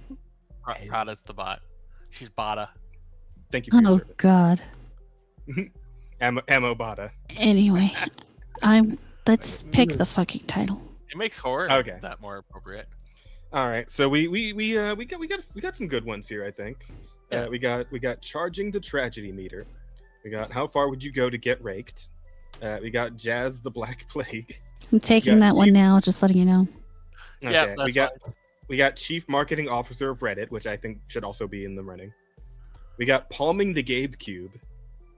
And we got Tech Otaku's Enslave the World, which I feel like we had something close to that in like a previous episode. I don't Yeah. know, but I like that one, so I'm putting it in So- That's a good anyway. one. So, Okay. the Hoya versus like their thing is Takutaku save the world. Yeah, I So know. Okay. Yes, Brada I'm would aware. love I'm it. aware of your joke. It was Yeah. funny. I didn't You really care understand, past that, but- so Okay. Okay. So what's locked in right now? Rada? Jazz the Black Plague and Tech Otaku's Enslave the World. You guys got to pick the other two. Okay. I still think Chief Marketing Officer of Reddit is really strong. Okay, Yeah, I like that one well enough. Yeah. Alright. one more. Palming the Gabe Cube. Okay, Yeah, we would go with the thumbnail. So fair Yeah, enough. So we'll do that. Yeah, I fuck with that too. All right. and we have that'll do. started the poll. So if I don't know, 4 or 5 of you could vote, I'd be thrilled. But Pokelda goes on to say you were at half health and decided to describe it as at half mast. Yeah, I was Oh, right. I know you so okay. well. That is, yeah, what? Fair enough. I that does sound like something I would do or say. Well, in terms of some shit we can use to kill some time while they're voting, I did have this funny little story that we didn't get to. A self-driving robot toilet that drives to your bed, washes and dries you, then returns to its dock to clean No. itself has been unveiled in China. No. Reports I suggest don't like it could this. cost around 4,000, No. depending on the model. It's great until it falls over on its way back to clean itself. Yeah. Oh, Let's no, see. please. Then returns to its dock to clean itself. Stop. The device called the Xiaoban was shown off by Chinese company Yuebian at the 2026 Shanghai International Elderly Care Expo, where it quickly started making the rounds online for obvious reasons. Unlike a standard smart toilet, Xiaoban is designed to move around a home on its own. Users can reportedly summon it with a remote or voice command. Okay. Summoning your toilet with a voice command actually sounds kind of Bro, Okay. just get the fuck up. We're gonna become the fucking Wall-E. No. dystopian future. So- I hate to it. me, my shitter. I mean, for somebody old and living alone for various reasons, like all their kids are dead or something, I can get this. It's lets them stay in their house with a little more dignity for a while until the day the machine goes crazy and drives them out the door sitting on their own toilet. But, you know, it has So its use cases, but of course there are going to be lazy assholes. You got to look at the plus side, though. There's no way you're going to be able to get someone with a huge fat ass to sit on that thing comfortably, so they're not going to want it Well, I mean, it's in China, so I mean, there aren't a whole lot of. for now.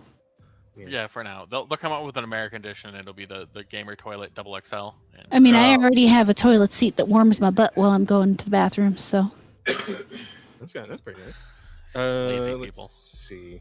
What Allowing the the robot fuck to does drive my itself warm to- butt have to do with being lazy? hey, look, you could use your butt to warm the toilet seat. And that's it. Hey, you Yeah, don't need the when toilet when seat your to toilet drop. seat sits directly in front of the freaking air conditioner vent, trust me, you like the warm seat. No, you have a nice chilled seat for your ass. I don't need a chilled seat. Anyway, What you have. the bedside or I'm another just, nearby I'm location? just gonna say, Mhm. if this becomes like a Oh, there's a Wall-E, video. like dystopian future. That's creepy. This is the Xiaoban intelligent toilet robot from Yueban, a groundbreaking assistive device designed primarily as a mobile, autonomous toilet for elderly people or those with mobility challenges. Mm-hmm. The whole idea is simple but shocking, as instead of the person It's going not to that the toilet, shocking. the toilet comes to the person. Mm-hmm.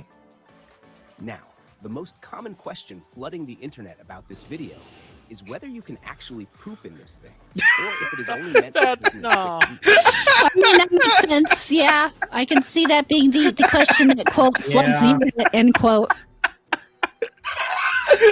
For taking a quick leak. Holy Holy The shit. answer is a definitive yes. Oh, as it is cool. built to All right, handle good news. absolutely A everything. definitive yes. Yeah, Thank- it's Absolutely definitively yes. everything, huh? I don't know, man. Like, if you go to a Taco Bell, and then you come back Shut from up. there, and it says absolutely everything, but like, do they understand wait. how many situations No, we could yeah. be really talking? So we have Taco Bell, and yes, that does cause issues. But I mean, it's China filled with Chinese food, like That's their true. open air market food. I think they're prepared. Oh, yeah, they'll be Hmm. fine. They already have strong That's- And stomachs. you do not even need to That's reach fair. for toilet paper. Oh yeah, that's what As the soon toilet as you are paper finished, happens. The robot initiates a built-in bidet system for automated Oh. washing. Yeah, Oh, I figured see. that'd be the You case. still want to dry off your ass after using one of those. Wait, there, yeah, warm drying air. That warm drying air does not work as well as they want to claim. You still want a cloth or something to pat your ass dry. Once you are finished, internal chamber airtight. It has a tracks sealing- a heavy-duty odor control mechanism. It fucking instantly seals your engages, shit sealing away. the internal chamber That's airtight good. to So if trap and there's an neutralize the earthquake smell. and it falls over, it doesn't end up all over your floor. Once you are That is finished good. and back in bed, or whenever you command it, the robot drives itself back to the docking station or aligns with your existing household toilet. Mhm. It then The line- extends no, a disposal arm, no. completely flushing both the solid and liquid waste away. That poop, Immediately after, that tube did it not look runs an big enough. intensive self-cleaning No, and sanitizing no. cycle on the board, leaving it There's a Oh, blender inside, God. it's fine. So What does it happens if blend this it thing, and like, then Yeah, if it clogs the oh no. does it flush the other toilet? Is what I want to know. I Yeah, get that's this a good feeling, question. Like, how does that? like- Yeah, I get the feeling it's not. I Immediately also after, get the feeling it that runs this an is going to be intensive kind of like if you have a self-cleaning Roomba and and a sanitizing cycle on cat the or a board, pet that leaving it pristine for the you next know trip. accidentally shits on the floor, At the charging Oh, yeah. the Roomba will just it automatically Yeah. refills its Yeah. clean water tank from the home water line and recharges the battery. The whole cycle is automated, contactless for caregivers, and designed to eliminate the most unpleasant parts of manual care. Yeah, I can actually understand why a caregiver would encourage this kind of thing. Can you imagine wiping other people's asses all the time? not even just as a caregiver, Not but great, yeah. just for like you were saying earlier, for that sense of Freedom, still independence, yeah. autonomy, bodily autonomy in general Yeah. for older people. There's a lot to laugh about for this. Oh, But absolutely. But I do, I I think do, this is yeah, like I can a respect positive the thing. idea. Yeah. Except for the fact that it's China and man, you know, Yeah. not the they're not known for the most high quality of parts Yeah. labor. I do feel, and I'm pretty sure it's right in the comments for the tweet, but I do feel like this might end up being the fucking progenitor of the Wally chair, right? It's Hang on, Yeah. yeah, there it is. And I don't know, Pokelda says, man. "What if we airdrop 1 million of these in India?" They'll all be dead before yeah. I was before gonna the, say before that the all actor dude is all out. the toilets will be assaulted sexually, and they'll still be shit all over the ground. Yeah. It'll be like when they tried to send like the fucking the drone to like deliver packages in like Detroit or whatever, right? Like, except on like a genocidal scale. Yeah.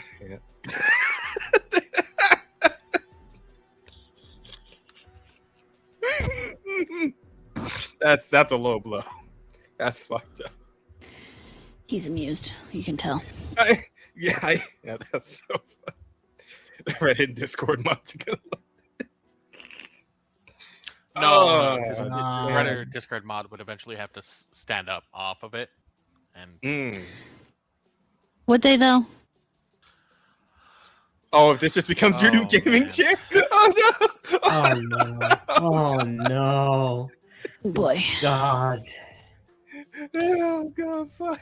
how are you able to stay at the computer so long, bro?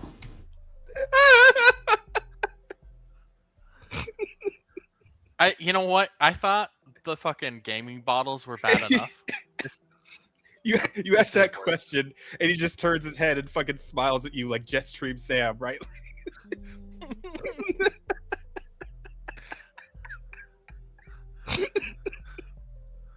What's the title? Okay, Please let's someone tell me fuck. the Yeah, title. we're done. We're done.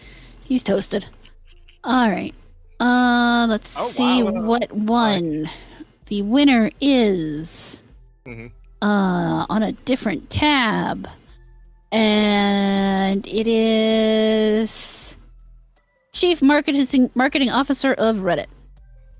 Beauty, love it. I'm a little surprised. I would have thought the Yeah. Black Flag would have won. I would have too, but apparently they're feeling nice today. Yeah. Apparently so. All right, title Alright, is installed. Okay. All right. Well, before we head on out, Rada, you want to tell the people what you're getting up to the next coming day? Yeah, I should be streaming on Thursday, and then there will be 7 Days to Die on Friday, I'm pretty sure. And then there should be some Baldur's Gate 3 on Saturday, and some Neo 3 on Sunday. There will also be Neo 3 on Thursday. And then we'll be here. Yep. With Sounds good. oh, never mind. We don't know who.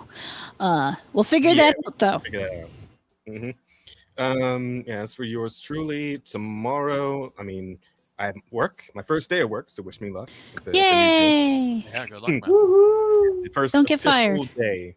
I will definitely not. I am traumatized. I'm So, sure. yeah. Anyway, yeah. So that'll be that. But after I get home, since I will definitely actually have time to do a stream, I'll probably do something. I'm not sure exactly what yet. I was thinking either I'll finally continue Monster Hunter Stories 3, or I might do some more Dead as Disco.